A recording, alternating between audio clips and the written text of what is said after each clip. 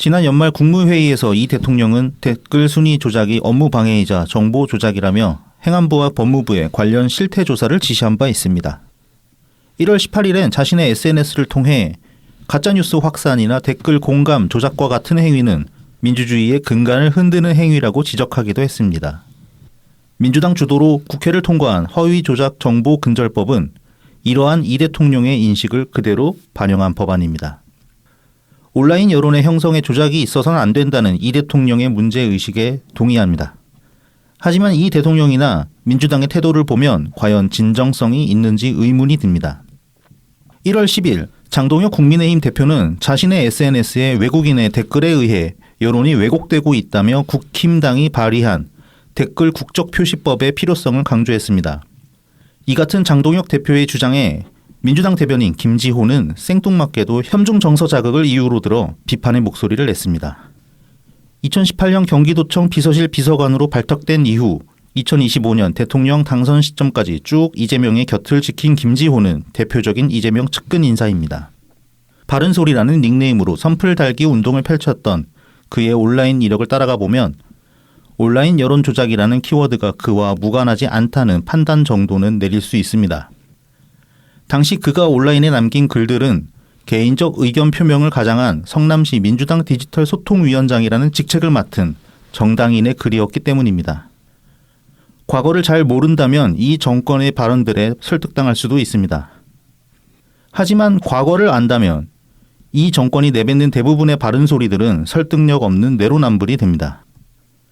부패한 권력을 기반으로 더 큰 권력을 쌓아 올린 결과가 이 정권이기 때문입니다. 안녕하세요. 오늘은 1월 24일 토요일입니다. 저는 나이브TV 블랙하우 BC입니다. 네, 호구맨입니다. 김지호 출세했어요. 생각해보면은. 이 양반이 예전에 원래 이제 이재명이 성남시장 시절에 그때 네네. 김병욱 의원실 비서관이었나 그랬을 거야 아마. 그러면서 이제 이 성남시 디소위, 그러니까 디지털 소통위원회 성남도 구별로 이게 또 따로 있나 보더라고. 디지털 소통위원회 굉장히 잘게 쪼개놨더라고. 아, 그러면 뭐 한 4개 되나? 네, 그러니까 성남시 전체가는 네 개 구의 소통위원장이라고 하는데. 정확하게는 구는 3개인데. 네. 분당구가 이제 그 지역구로 하면은 분당갑이랑 분당을로 나눠져 있으니까. 그럼 네 개 구인가? 그럼 성남이 한 4개 정도 쪼개지나 정당 기준으로 보면은? 아, 네. 의석이 4석일 겁니다. 그러면은 4개 구의 소통위원장이었다고 하면 성남시 전체 소통위원장이라고 봐도 무방하겠네. 아무튼 이제 이 소통위원장으로 활동하면서 뭐 아시는 분들은 아시는 바대로 많은 이제 더러운 글들을 쏟아냈잖아요. 이런 양반이 뭐 온라인상의 여론 조작에 관해서 이제 목소리를 낸다는 것 자체가 참 사실 참 어불성설이죠. 먹긴 놈이 뭐 한다고 썩낸다고 그런 수준이 아닌가 싶기도 하고. 얘는 방구를 낀 것도 아니고 똥을 쌌지. 그렇죠. 근데 뭐 무슨 여론 조작이었고 지가 여론 조작이 주범이었으면서 사실상. 아, 그렇죠. 같은 기준으로 하면 그렇죠. 본인이 그걸 했던 거죠. 그리고 이제 지금 이재명이 뭐 고무에서 이렇게 경로하는 그 기준으로 그 감정 기준으로 보면은 김지호는 거의 사형감이야. 그때 당시에 뭐 트위터에 SNS에 이제 막 그렇게 막 RT 요청하고 막 댓글 써달라고 하고 그랬던 것들 다 여론 조작 행위인 거죠. 그렇습니다. 네. 그런데다가 이제 이거 이제 예전에 저번에도 한번 짚었지만은 그 장동혁 그 대표가 댓글 국적 표기법 네네 하자. 그리고 이제 뭐 이제 나경원 의원 대표 발의를 해가지고 국힘에서 한 30명 정도가 이거 아마 공동 발의했나 그럴 거예요. 그래서 댓글 국적 표기법 지금 발의했는데 민주당에서 안 받아주고 있잖아요. 왜 안 받아줘? 왜 이게 혐중이냐고 대체. 나는 이해가 안 된다니까. 그 외국인 중에 국적 숨기고 댓글 다는 사람이 중국인밖에 없나? 중국인밖에 없는 걸 다 현황을 다 파악하고 있나 민주당은? 그러니까 혐중이라고 자신 있게 말을 하나? 일단 한글로 댓글을 그나마 한글을 써가지고 댓글을 남길 수 있는 사람은 조선족밖에 없죠. 조선족이 제일 많긴 하겠죠. 네. 그래도 그렇지 그게 왜 혐중이야. 우리 구분을 해야지 사람들이 근거 없이 중국을 혐오하는 일이 없어질 거 아닙니까? 그렇지 않겠어요? 그러니까 혐중 타령하지 뭐 사람들이 혐오를 안 하게 만들어야 될 거 아니야. 혐오의 근원을 없애야지. 왜 그거를 숨기고 혐중하지 마라 이렇게 얘기를 하냐고. 그러니까 혐중은 근거가 될 수가 없습니다. 혐중은 그냥 있어. 네. 혐중은 그냥 있는 거야. 뭐 그거 막는다고 뭐 현중이 사라지거나 그리고 이제 그게 또 그런 것이 아니고 아예 이유가 없는 것도 아니고 역사적 맥락부터 각종 개인적 경험들이 첩첩히 쌓인 것들까지 다양한 이유들이 있단 말입니다. 근데 그거를 그냥 뭐 탄압한다고 탄압이 되냐고. 마치 그런 겁니다. 지금 이제 뭐 오늘 이따가 얘기하기엔 좀 그럴 것 같아가지고 잠깐 이제 언급해보자면 이번 주에 기자회견 했잖아요. 신년 기자회견. 네. 거기서 이제 뭐 종교랑 정치 분리 이야기도 잠깐 나왔단 말이야. 네네네. 토요일 특검 때문에. 그거 이제 굉장히 지금 이 대통령은 막 굉장히 소리 높이 이야기를 하고 있거든요. 거기 관해서. 근데 씨발 솔직히 종교의 자유라는 거는 그 자체는 굉장히 중요한 가치입니다. 민주주의에 있어서. 특히 우리도 우리나라도 지금 미국 중심의 민주주의를 표방한 미국에서 이식받은 민주주의 국가잖아요, 사실상. 네네. 미국 민주주의로 이제 얘기를 해보면은 미국이 독립하고 민주국가가 된 게 사실 따지고 보면 종교 때문 아닙니까? 종교의 자유 때문 아닙니까? 그렇죠. 애초에 영국에서 사람들이 넘어가가지고 거기에 정착하게 된 것도 종교 자유 찾으려고 하다 보니까 그렇게 된 거고 그 나라의 가장 근간 중에 하나로 종교의 자유라고 할 수 있는데 그 바람에 많은 이제 뭐 폐해가 생겨난 것도 사실이죠.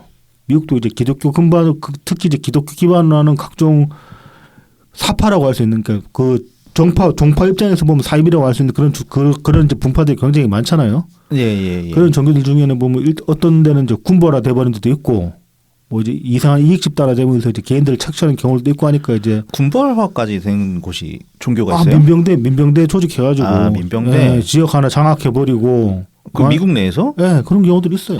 그게 실제 사건들도 있어가지고 이제 그걸 뭐 2000년대 이후에 그런 사건들은 저도 못 봤는데 90년대까지는 실제로 그런 사건이 있어서 그런 것들을 모티브로 해서 영화나 게임들도 나오고 했으니까. 아무튼 이제 뭐 그런 식으로까지 굉장히 이제 사회적인 폐단이 있는 사실이지만 그렇다고 해서 종교의 자유를 탄압을 할 수는 없는 부분이거든요. 그러니까 종교에 대해서 좀 엄격해질 필요는 있다. 뭐 그럴 수 있는데. 어쨌든 이재명식의 기준으로 한다면은 그것을 전 세계에서 가장 잘 따르고 있는 국가가 하나 있죠. 북한이죠, 뭐. 북한도 있고 중국도 있고. 그렇죠. 중국도 그렇죠. 중국도 지금 종교 탄압해가지고 중국 기독교 없어요, 공식적으로. 중국에서 기독교 믿는 사람들은 몰래 소규모 커뮤니티 형성해가지고 집에서 가정 예배를 드린다든지 그런 식으로만 지금 믿고 있는 상황인데, 그러니까 지금 이제 뭐 종교가 정치에 개입하면 안 된다. 이거는 원칙적으로는 맞는 말인데 이거를 근거로 해가지고 종교를 탄압을 하려 들다 보면은 탄압 근거 자체도 굉장히 자의적으로 해석될 수밖에 없거든요. 통치자들의. 이건 지금 이제 언론 탄압하는 거랑 마찬가지 방식이란 말입니다. 탄압 근거가 자의적이 될 수밖에 없어요. 이거는 법안을 굉장히 느슨하게 만들지 않으면 탄압을 할 수가 없기 때문에. 그래서 종교의 자유도 굉장히 중요하다. 그런데 이 정권은 너무너무 지금 쉽게 탄압을 하려고 든다. 굉장히 위험한 부분입니다. 그런 것도 사실. 그게 이제 국민의 힘을 조져보겠다고 하는 거잖아. 그것 때문에 권성동이 그렇죠. 지금 구속되기도 했고. 기본적으로는 기본적으로는 그렇죠. 근데 지금 본인들도 뭐가 엮여 나왔단 말이죠. 그렇죠.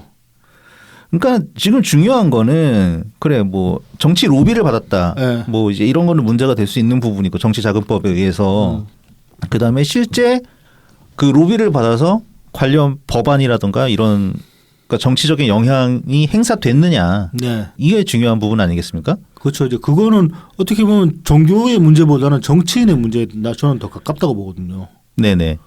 돈 받아먹은 놈이 사실 더 나쁜 놈 아니에요? 주는 그렇죠. 놈도 문제지만은. 예. 그럼 이제 그런 것들 속관을 생각을 해야지. 이거를 종교 탄압 프레임으로 그러니까 종교를 경기 전체를 단속하는 그런 식으로 프레임을 만들어 버리는 건 굉장히 위험하다. 네. 그러니까 결론적으로 말씀을 드리면은 일단 대한민국에서 정치와 종교는 분리되어 있습니다. 그렇습니다. 예. 한 번도 결합된 적 없어요. 예. 우리나라는 법에 의해서 네. 정치 행위가 이루어지는 그 법치주의를 근간으로 하고 있지 않습니까? 그렇죠. 예. 뭐 종교 교리를 가지고 하는 나라는 아니잖아요. 네. 애초에 그렇죠. 예. 지금 이제 이란 같은 곳이 그런 거지. 그렇지. 이란이 문제지. 예. 왔다리 갔다리 하죠. 그거 네. 따라가지고. 그래서 굉장히 과장돼 있고 이거를 가지고 그냥 정치적으로 써먹고 있는 건데 이게 그런 식으로 써먹혀져서도 안 되는 부분인 거죠, 사실. 네, 저는 그래서 이거는 좀 사실 정당들이 지금 좀 비겁하다고 생각합니다. 저는 이렇게 가지고 물론 자기들 눈에는 눈에 가시일 수 있는 이를테면 지금 타겟이 된 건 통일교니까. 네, 그렇죠. 기존 기독교나 불교계가 크게 들고 날 이유가 없죠. 그리고 없어 치워주면 자기들한테는 고맙겠지. 그렇지, 그렇지. 근데 그런 방식으로 한번 치워지기 시작하면 언젠가 자기들한테 그 칼날이 온다고요. 맞습니다. 정권의 어떤 정권이 부역 요청했는데 쌩 까버리면은 칼날이 들어온다고. 그래도 우리나라는 전통적으로 사이비를 싫어해. 사이비는 어느 나라도 안 좋았어. 안 좋아하는데 우리나라 특히. 그러니까 특히 그런가? 왜냐면은 그 기독교 집단 안에서도, 그러니까 개신교 집단 안에서도 사이비 논란은 늘 있어 왔어. 그렇죠. 근데 통일교 같은 경우는 왜 어떻게 하질 못했냐, 어느 이상 너무 커져 버렸거든. 이거 정치가 커졌으니까. 밟을 수가 없다.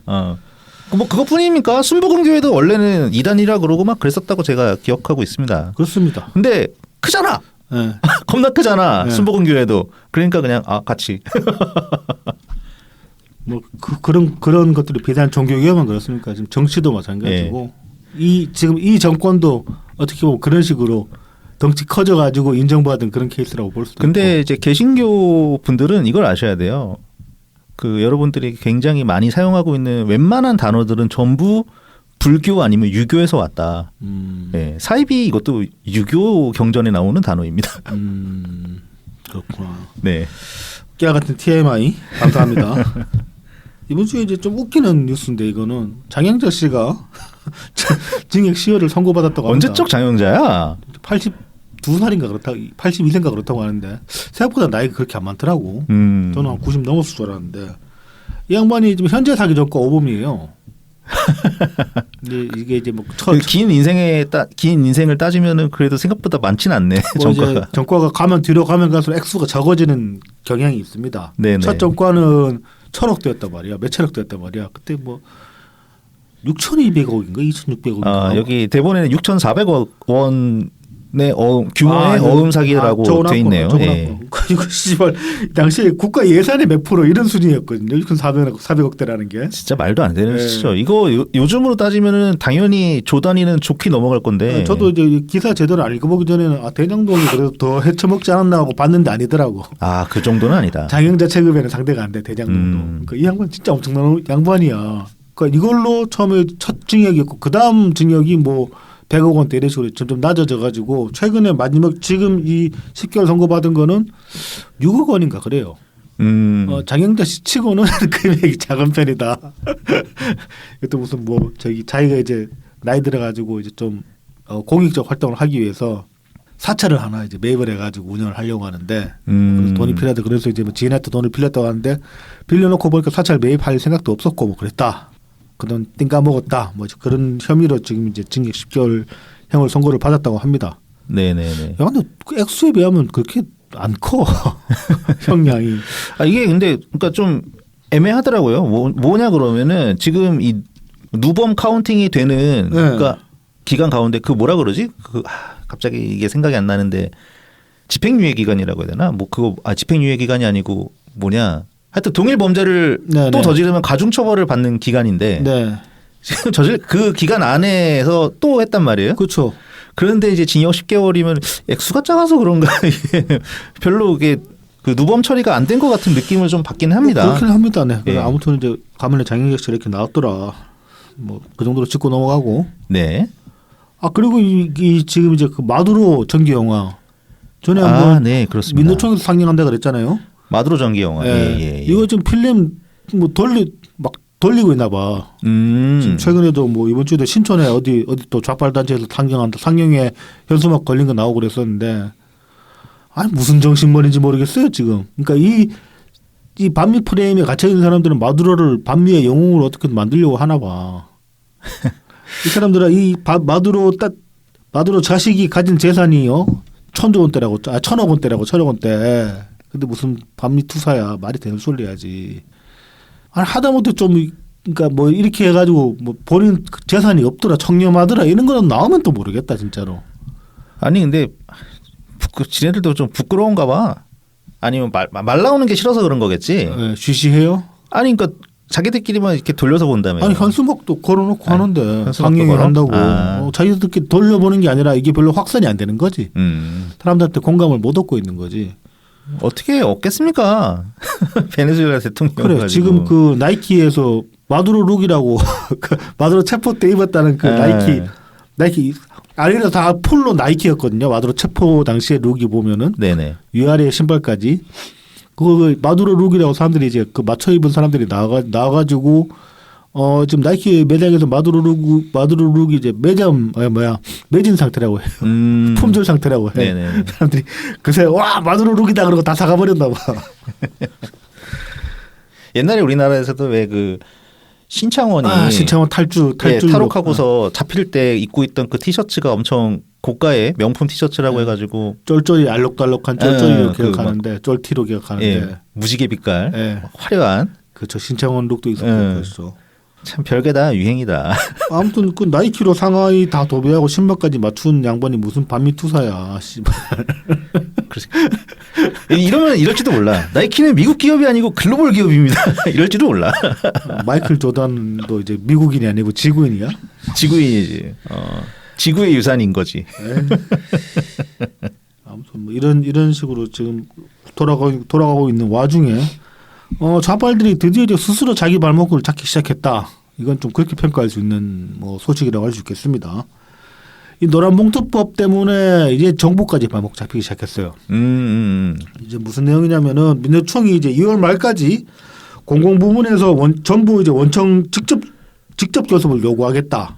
그리고 이제 3월 10일부터는 대규모 투쟁 집회를 열고 압박수를 높이겠다. 이게 뭐냐면은 공공부문에서 최종 원청을 정부로 보는 거예요. 그렇죠. 그래서 이제 우리는 앞으로 그 관할 부처 장관이랑 직접 교섭하겠다. 그러니까 장관 나오라 이거야.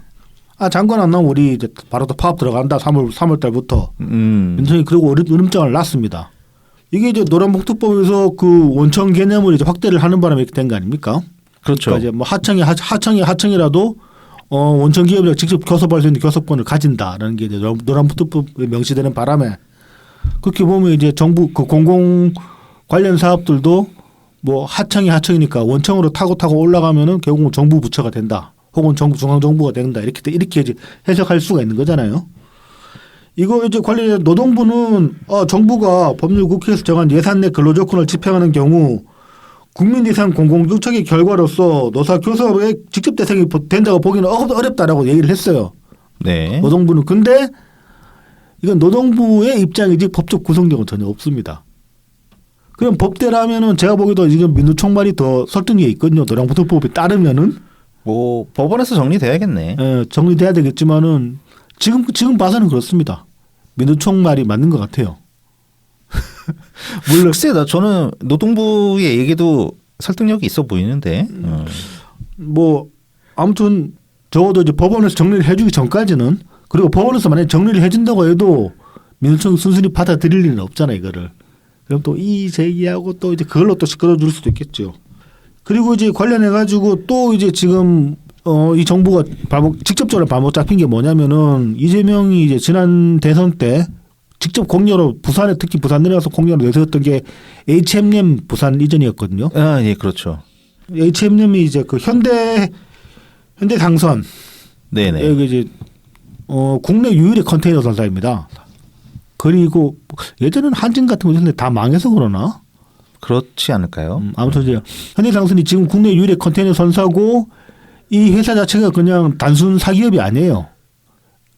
공적 지분이 굉장히 많이 들어갔거든요. 네네. 대표적으로 보면은 이제 산업은행이랑 해양진흥공사에서 지분을 많이 이제 투자를 했기 때문에 사실상 공기업이라고 볼 수 있습니다. 네네. 그래서 이제 지금 이재명이 내세운 공약은 부산으로 이전하겠다. 그리고 민영화 추진하겠다 이거였는데 이거 둘 다 지금 막히게 생겼다. 그렇죠. 거기 직원들이 싫다고 그랬잖아. 지금 실제로 지금 이제 이걸로 좀 쟁의할 시위 벌이려고 하고 있는 상황인데 이게 이제 시위 대상이 되고 그다음에 직접적으로 노조랑 교섭을 해야 된다. 이게 노란봉투법에 나와 있기 때문에 정부 이재명은 공약 못 지키게 생겼어요 지금.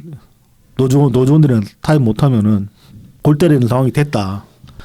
지금 뭐 현대차 같은 경우도 그 보스턴 다이나믹스에서 이제 개발한 로봇을 라인에 투입하겠다. 휴머노이드 투입하겠다. 그런 얘기가 이제 현대차에서 직접 나온 건 아니고 그게 어디 해외 투자사에서 아마 그런 전망을 내놨던 거 그래요. 그러니까 당장 이제 민주총이 발끈해가지고 뭐 자기들이랑 합의 없이는 택도 없다 그러는데 한 대도 들여올 수 없다. 근데 저는 그거 결국 될 것 같거든요. 저는 이렇게도 봅니다. 많은 분들이 사실 이렇게 보시고 계시긴 한데 이제 한국에서 자동차를 제조를 아예 안 할 수도 있어요. 뭐 그럴 수도 있고 근데 이제 휴머노이드를 도입했을 때 휴머노이드는 가르쳐야 됩니다. 그 누가 합니까? 숙련공들이 하거든요. 그럼 노조 갈라치기 들어가는 거지. 숙련공이랑 비숙련공이랑 갈라치기 하면 숙련공들은 일정 기간까지 자기들 정년까지 보장받을 수 있어요. 휴머노이드가 투입이 되더라도 일단 어느 정도 걔들 가르쳐야 되고 걔들 또 관리를 해야 되니까. 네네. 그러면 이제 관리직으로 얼마간의 노동자들은 살아남을 수 있거든요.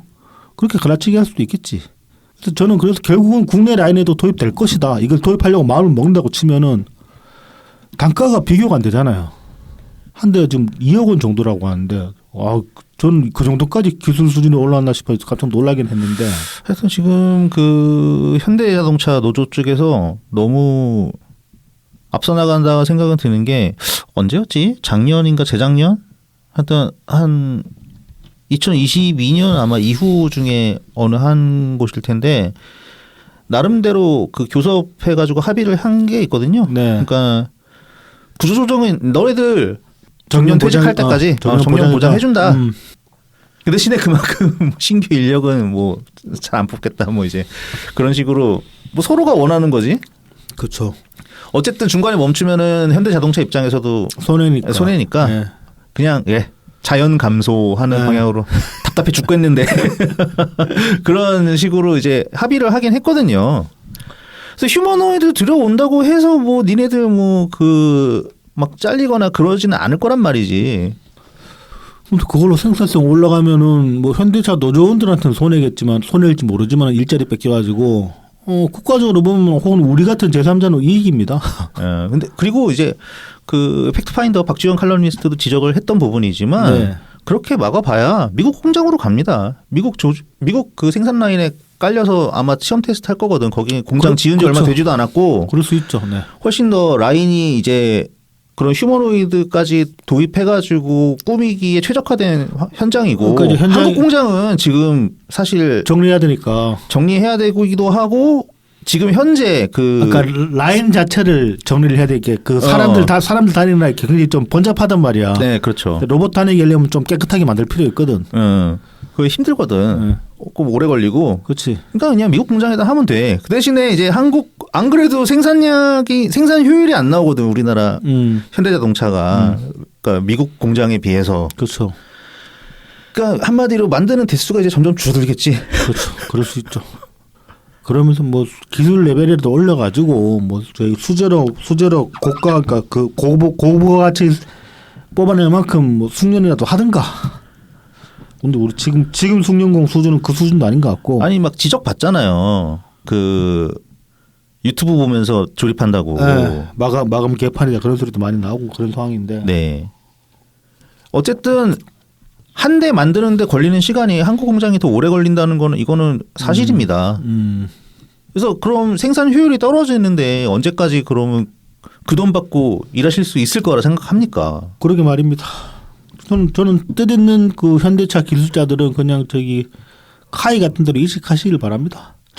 정말 숙련공 제조업의 숙련공으로 살고 싶으면은 지금 그 민노총 산하의 현기차에 있으면서 쓰레기짓 하지 말고 카이 같은 데 가서 비행기 기술이나 배우시는 게 낫지 않을까. 그런 조언도 드립니다. 배 만드는 분들도 마찬가지고. 네. 자, 이 정부에서 이제 이재명 그 가덕도 필습 사건을 공식 테러로 지정을 했습니다. 그래서 정부 공식 지정 1호 테러 사건이 이거라고 해요. 결국 지정을 했더라.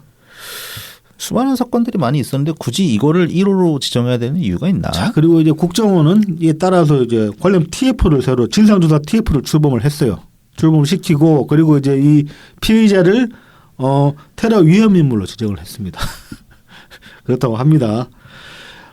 이 기사를 올렸다면 이 기사를 올리면서 제가 이제 어이없다 이런 내용으로 이제 트윗을 하나 썼거든요.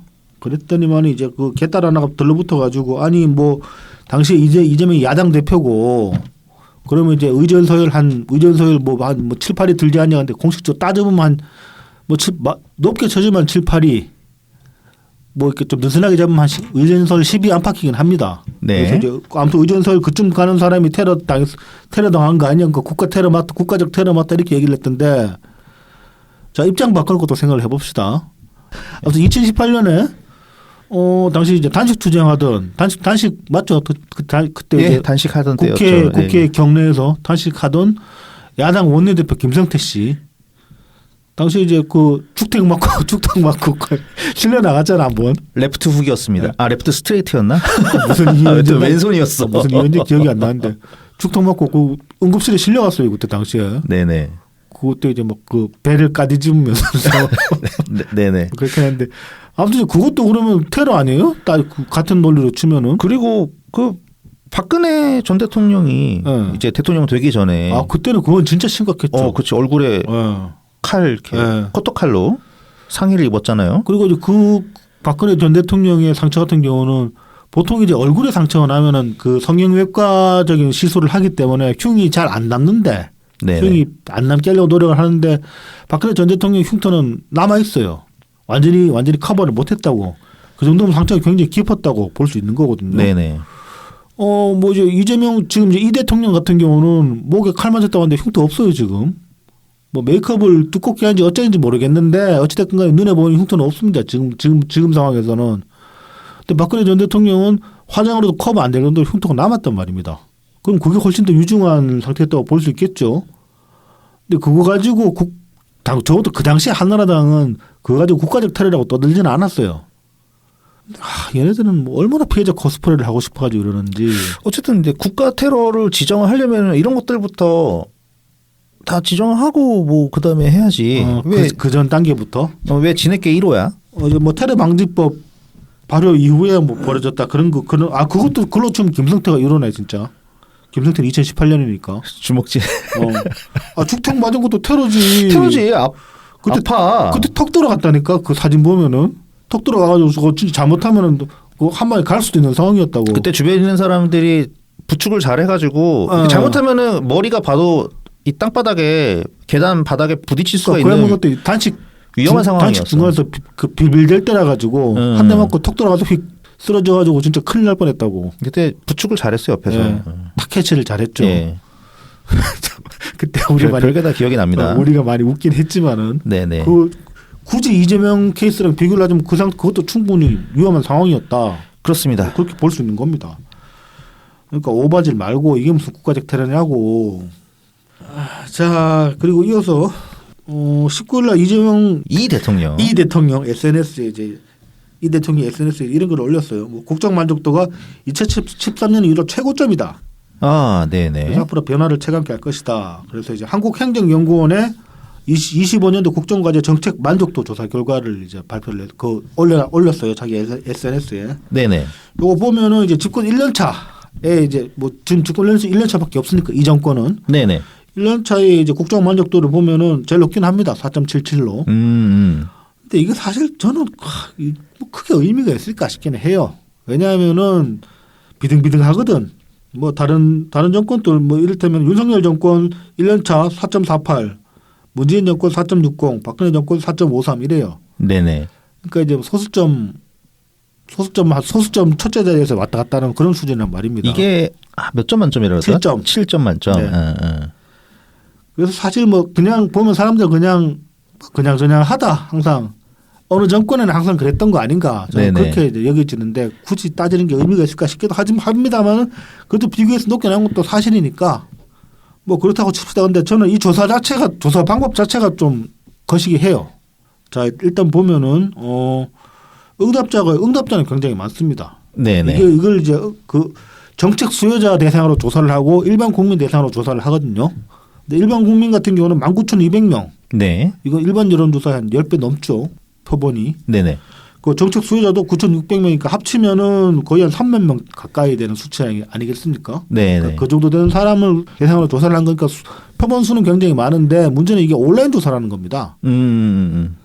그러면은 좀 뜻이 있는 사람들이 들러붙지 않겠어요? 아무래도. 근데 모르겠어요. 적극성을 좀 더 가지지 않겠어요? 그럴 수도 있을 것 같습니다. 그래서 저는 이게 좀 전화조사에 비하면은 다소 신뢰도를 좀 낮춰봐야 되지 않는가라는 생각도 살짝 들기도 하고 하지만 이제 이게 매년 해온 조사이기 때문에 어느 정도 쌓인 데이터가 있다 보니까 비교할 수 있는 부분이 있다. 하지만 절대 평가는 되지 못한다. 뭐 저는 그렇게 보는 쪽입니다. 하지만 비교를 했음에도 그 편차가 또 이제 굉장히 유의미하게 크다고 볼 수 있는가? 뭐 그 부분도 좀 의문을 가지고 항상 사람들은 뭐 국정 만족도에 대해서는 좀 그냥 그런갑다는 수준 아닌가. 네네. 크게 만족하지도 않고 크게 또 불만을 가지지도 않는다. 뭐 그렇게 봐야 되는 거 아닌가. 뭐 그렇게 생각을 합니다. 뭐 그냥 뭐 1등 해라. 그래. 보니까 뭐 문재인 정부가 2년 차 때가 조금 더 높았네요. 4.74로. 네, 확 튀었죠. 아마 이때가 이제 그 평창 올림픽 하고 막 그 북한이랑 그리고 이제 김정은도 만나고 그럴 때라서 그랬는지 모르겠지만 집권 1년 차 때 그때 산불이었나 지진이었나 있었잖아요. 봄에 있었죠. 예. 총리님 내려가셔가지고 대처 잘하시고 하는 것도 네. 굉장히 많이 이제 강원도 산불. 반영되고 했으니까 뭐 그런 것들이 많이 작용을 하지 않았을까. 뭐 저도 그렇게 생각을 합니다. 뭐 그 굉장히 비효율적인 거라고 생각해야 되지 않을까 저는 생각을 합니다. 네, 이런 조사 자체가 1년 차 동안 그 이재명 정부에서 사용한 재정량에 비하면은 이 정도밖에 벌리지 못했다. 그것이 가성비가 안 나온 거기도 하지. 가성비가 안 나온 걸로 봐야 되지 않을까. 5 이상은 올려야 되지 않나. 그러니까 말이죠. 확 튀게. 네. 자 그리고 22일 날 정청래가 뜬금없이 조국 당이랑 합당하자는 합당제를 던졌어요. 네네. 그리고 이제 뭐 조국은 또 이제 더러운 비유를 많이 들었거든. 아니 무슨 이제 썸 타자고 제의했는데 제의해놓고 무슨 결혼의 추상까지 이야기하냐 그런 소리를 냈는데. 아니 일단 썸 타는 걸 누가 제의를 합니까? 야 너 나랑 썸 탈래? 이런 소리가 세상에 있어. 썸이란 건 그런 말도 없이 하는 거 아니야. 그냥 타는 거지. 그냥 이제 좀 애매한데 사귈라니까 들이대긴 좀 애매한데 그렇다고 해서 또 쟤랑 친구라 하기에는 좀 많이 끈적하고 좀 그런데 그런 게 썸 아닙니까? 그렇죠. 뭐 자꾸 그러니까 관계를 규정짓기 애매한 관계가 썸이지 무슨 야 너 나랑 썸 탈래 이게 이런 게 세상에 어딨냐고. 그렇지. 그러니까 썸이라는 자기 딴에 또 힙한 워딩 쓴다고 썸이라는 말을 꺼낸다는데 썸의 정의도 잘 모르거니와 이거 굳이 또 남녀관계 비유를 해가지고 뭐 출산이 어떤 이런 소리를 하고 있냐고 일단 그 비유 자체도 참 더럽고 그 와중에 이제 김어준이 이제 23일 날 적극 실드를 칩니다. 이제 뭐 딴 거 떠나가지고 이게 이제 굉장히 지금 지선 합동을 하긴 해야 된다. 해야 되는데 이 말 꺼내고 이제 또 수기 과정 거치면은 이해 당사자들이 너무 많기 때문에 한없이 늘어지고 합의가 안 된다. 그러니까 이런 거는 리더가 결정하고 따라주는 게 맞다. 이런 식으로 탑다운. 네, 탑다운 하는 게 맞다. 이런 식으로 이제 김어준이 적극 실드를 쳤습니다. 그리고 지금 이제 오늘 24일 현재 지금 조국당 이제 긴급 의총한다고 해요. 이 안건 관련해 가지고. 그리고 그 와중에 이제 민주당 개딸 일각에서는 정청래 불신임 게시판에도 글이 올라왔고 오늘 또 집회를 한다고 합니다. 민주당 당사당. 발 빠르다 진짜.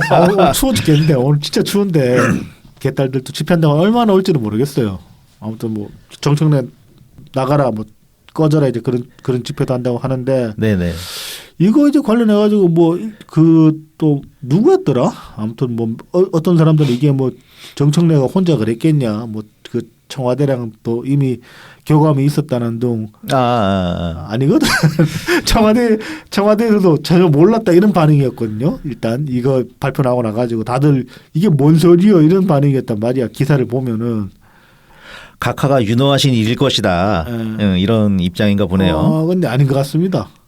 이거 참 웃겼던 게 21일인가 그때 이재명이랑 정청래랑 오찬인가 회동을 가졌잖아요. 예, 그랬죠. 그때 이제 뭐 여러 당의 여러 사람들 불러다가 그때 이제 이재명이 뭐 아이스 브레이킹 한답시고 뭐 반명입니까 그런 소리 하니까 친명입니까 반명입니까? 그 정청래가 뭐 친명이다 그런 소리 했는데 그러니까 불과 하루 이틀 만에 갑자기 통솔 뻑 친 거야 이거는.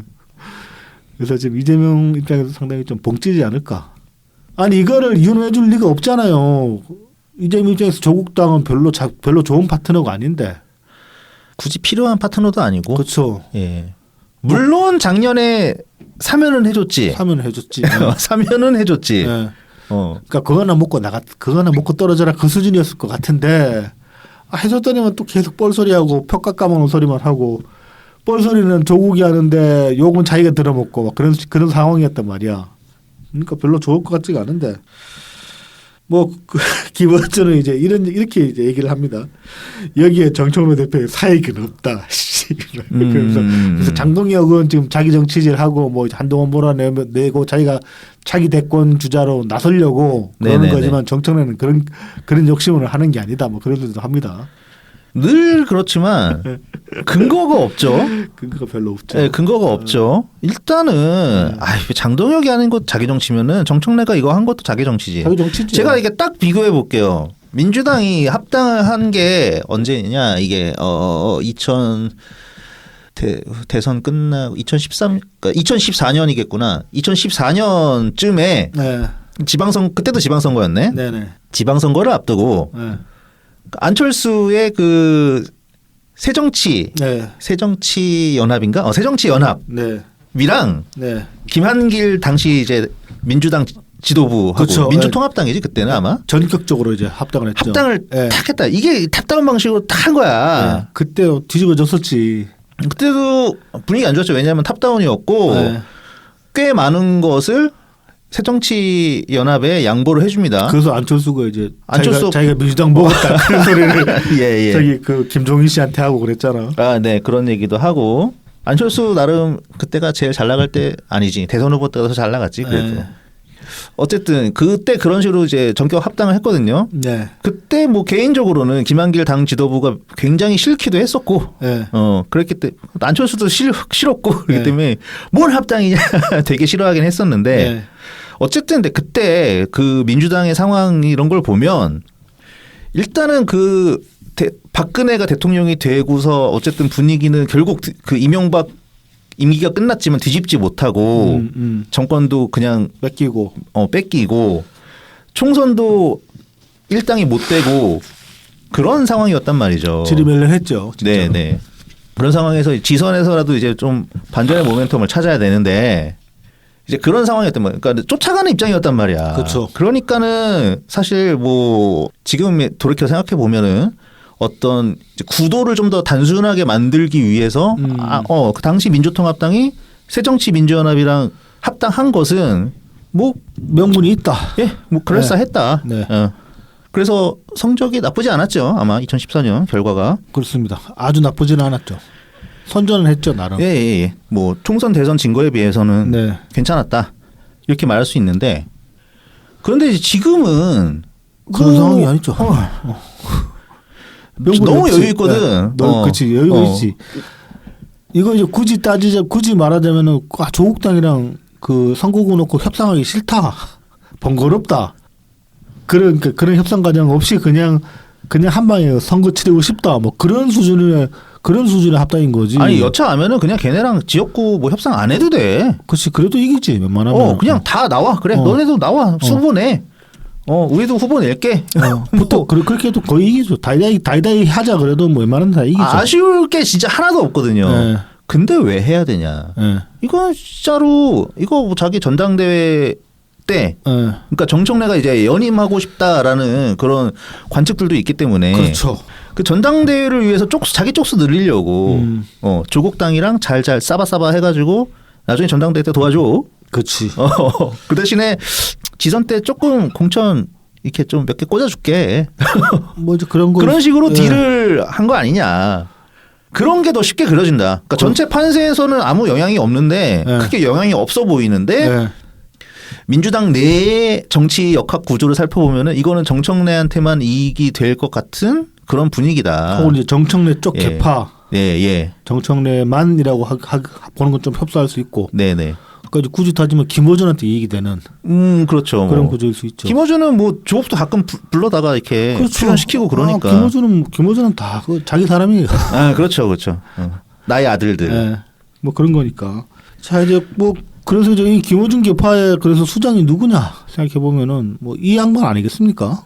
지금 이제 이해찬 씨가 위독하다는 보도가 이제 어제 밤부터 나왔어요. 이 아저씨를 수장으로 봐야 될까요? 저는 수장으로 봅니다. 이 영감님을. 저는 이 양반을 수장으로 봅니다.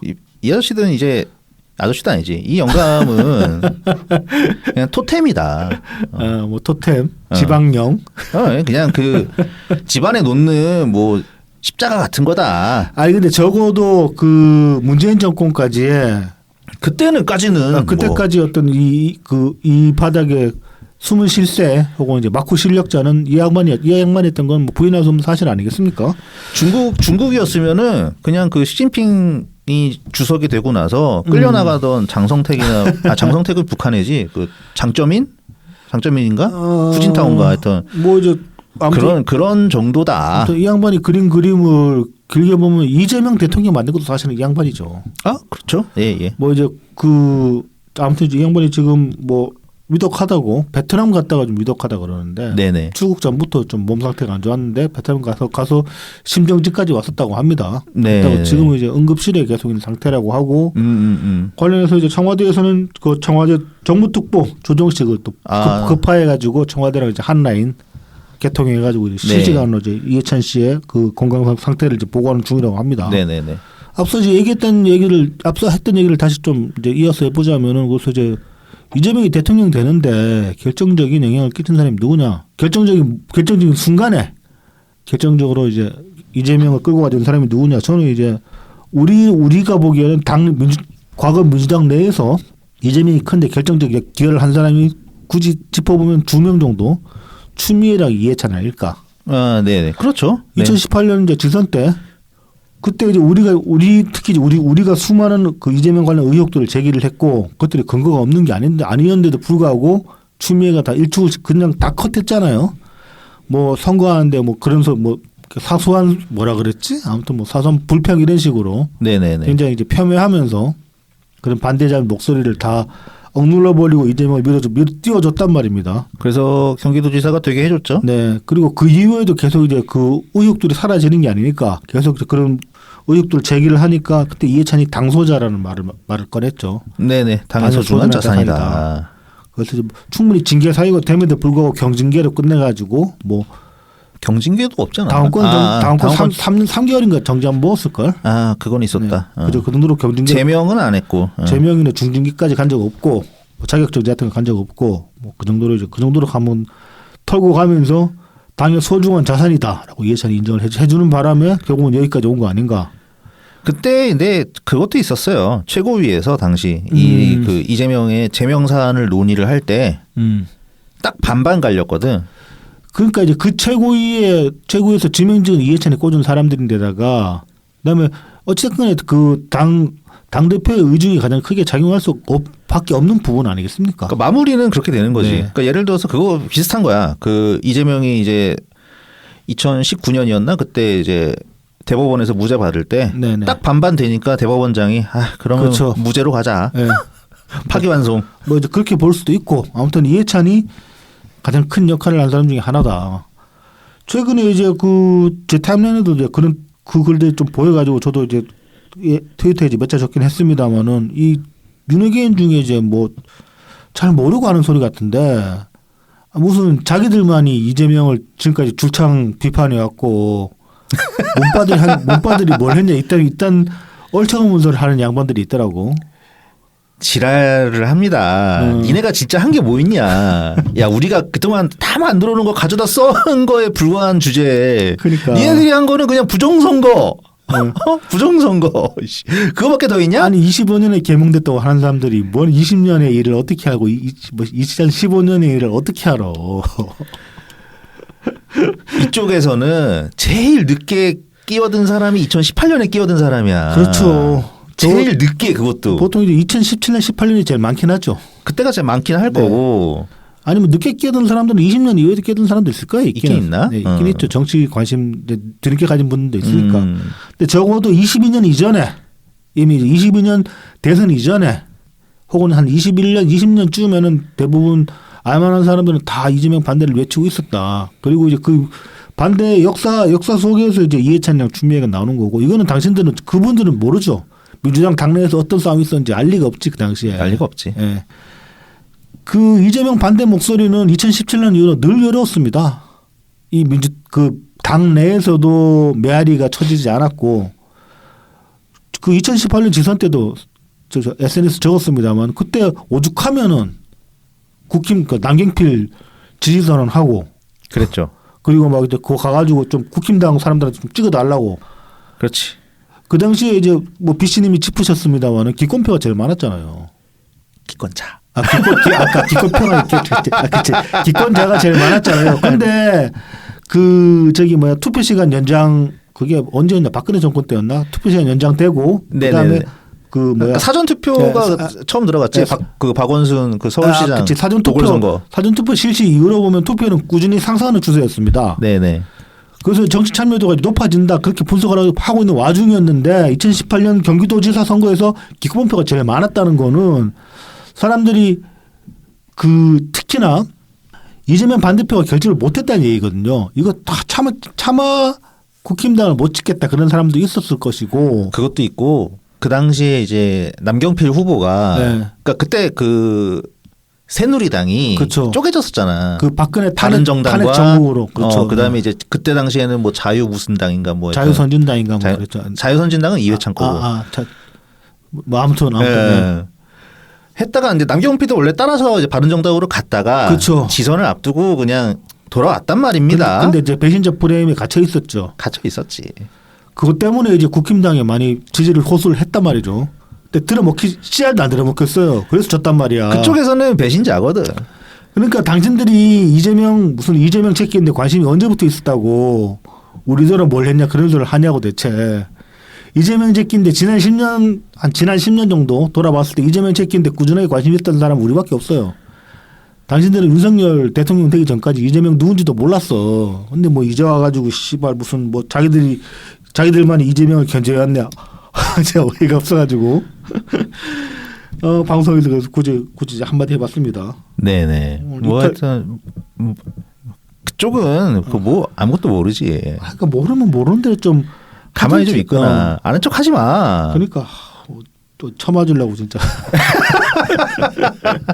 아니면 그냥 소주 한잔 합시다. 잘 알려드릴게. 네, 좋게 얘기해드릴게요. 소주 한 병 들고 오세요. 그래. 떡볶이에 소주 한잔 하면서 얘기해 봅시다. 안 돼. 그 떡볶이 탄수화물이 너무 많아. 안 돼. 아, 그래? 그거 몸에 안 좋아. 아, 그렇구나. 그렇지. 미국 그 표준 식단에 따라가지고 고기라도 구워 먹으면 삼겹살이라도 구워 먹읍시다. 그럽시다. 네. 자, 오늘 입털기가 길었네. 네. 아, 그 어이없는 소리를 하나 들어가지고 그럴 수밖에 없네요. 자, 그럼 이제 저희를 도와주시는 고마운 분들 소개해드리겠습니다. 이번 주도 후원 의자를 통해서 웰컴퓨터님 후원해 주셨습니다. 네, 감사합니다. 감사합니다. 다음은 제공입니다. 웰컴퓨터입니다. 부산 사하구 낙동대로 323번 길의 4역 2번 출구 앞에 있습니다. 010-8691-0079번입니다. 트위터에서 웰컴퓨터, 인스타그램, 네이버 블로그에서 웰컴퓨터 0079를 검색해 주시면 됩니다. 오랜 조립 경험을 바탕으로 최적의 견적을 구성해 드립니다. 가성비 좋은 사무용부터 게이밍, 딥러닝용 같은 최고 사양의 PC까지 조립해 드리고 있습니다. 다나와 최저가 가격으로 만나보는 웰컴퓨터의 견적을 지금 바로 확인해 보세요. 전국 어디서든 AS가 필요하시면 연락 주시기 바랍니다. 안전한 배송에 사용하는 웰컴퓨터의 배송 박스를 미리 보내드립니다. 문제가 생긴 컴퓨터를 웰컴퓨터의 배송 박스에 넣어서 다시 반품시켜 주시기만 하면 웰컴퓨터의 서비스를 전국 어디에서도 편하게 받아보실 수 있습니다. 유튜브 채널 웰컴퓨터를 통해서 연락 주시면 사은품도 별도로 챙겨드리니까 꼭 말씀해 주시기 바랍니다. 웰컴퓨터가 최근에 이제 팩트파인데 웰컴퓨터 기자라는 이름으로 칼럼을 하나 쓰셨더라고요. 네네. 이게 한 두 번째, 세 번째쯤 될 겁니다. 최근 이제 컴퓨터 그 부품 가격들 특히 반도체 네네. 가격 상승으로 인해 가지고 뭐 램값 같은 게 확 뛰는 바람에 부품 가격이 많이 상승을 해가지고 컴퓨터 사기가 꺼려진다, 좀 망설여진다. 이제 그래서 좀 뭐 어떤 단기 전망에 따르면 올 여름쯤에 또 뭐 안정화될 거라는 그런 전망도 있긴 한데 근거는 없고 사실상 그렇게 보면 이제 웰컴퓨터의 칼럼의 결론은 그렇습니다. 결국은 빨리 사는 게 지금은 빨리 결정하고 빨리 사는 게 그나마 돈 버는 길이다. 왜냐하면 계속 가격이 상승하고 이게 언제 떨어질지는 장담을 할 수 없기 때문에 그래서 이제 뭐 새해를 맞아 혹은 신학기를 맞아가지고 컴퓨터를 구매하시려는 분들이 있으시면은 망설이지 마라. 지금 과감한 결정이 필요하다. 뭐 그런 말씀을. 네네. 지금은 상승기이기 때문에 지금 사는 게 제일 싸다. 뭐 이렇게 볼 수 있을 것 같습니다. 네, 내일보다 오늘이 싸다. 뭐 그런 마음으로 준비를 하시는 게 좋을 것 같습니다. 자, 다음은 달품은 농장입니다. 트위터 달품은 농장 골뱅이 DALPUMEUN 인스타그램 달품은 농장 _농사짓는 문파 골뱅이 DALPUM 숫자 1입니다. 진한 풍미와 영양이 살아있는 청란, 청개육부터 친환경 우렁이쌀, 그리고 고춧가루, 참기름, 들기름, 서리태콩, 찰옥수까지 다양하게 준비되어 있습니다. 달품은 농장에서 건강한 우리 농산물로 건강한 밥상을 준비하시기 바랍니다. 마지막으로 라만까까입니다. 네이버 스마트 스토어에서 라만까까를 검색해 주세요. 휘낭시에 브라우니, 마들렌, 구운 찰떡, 호두강정, 에그타르트, 생강청, 소금빵까지 다양하게 준비되어 있습니다. 많은 성원 부탁드립니다. 21일 날 이제 그 두바이 쫀득 쿠키 또 이제 판매 메뉴를 오픈을 하셨는데 오픈하고 3분 55초 만에 품절됐다고 해요. 네네네. 아니, 사람들이 왜 이렇게 찾는 거야 이거? 그렇게까지 유행할 유행인가? 일단 유행은 꽤 대단하고 지금 이건 광풍인데 이 정도면은 거의. 지금 우리나라 경제를 네. 지금 떠받치고 있는 게 코스피하고 그다음에 두쫀이라고? 집값 가장 마지막에 구석에 두쫀쿠가 있더라고. 내수 경제에 상당히 기여를 하고 있나 보죠, 실제로. 그 두쫀쿠의 그 응용 버전들이 계속 나오고 있으면서 뭐 하여튼 그런 식으로. 자, 그래서 이제 뭐 21일 날은 바로 마감이 됐고 지금 100세트를 판매를 하셨는데 바로 마감이 됐고 주말에 또 열심히 만드신다고 합니다. 그러니까 지금 만들고 계시겠죠. 네. 그래서 업로드 기준으로 이제 이번 주에 다시 또 판매 메뉴가 열릴 수 있으니까 대기를 다들 구매를 생각하시는 분들은 대기를 잘 타고 계시다가 기회를 놓치지 말고 구매를 하시기 바랍니다. 네, 이게 상당히 노동집약적이고 네. 그리고 원가율이 너무 높아가지고 이게 썩 바람직한 메뉴는 아닌데. 네. 그렇지 또 거기다 라면가가 그렇게 또 비싸게 파는 것도 아니라 가지고 항상 이거 그냥 원가가 비싸니까 비싼 거지. 네. 뭐 많이 남기시진 않을 것 같아요. 네.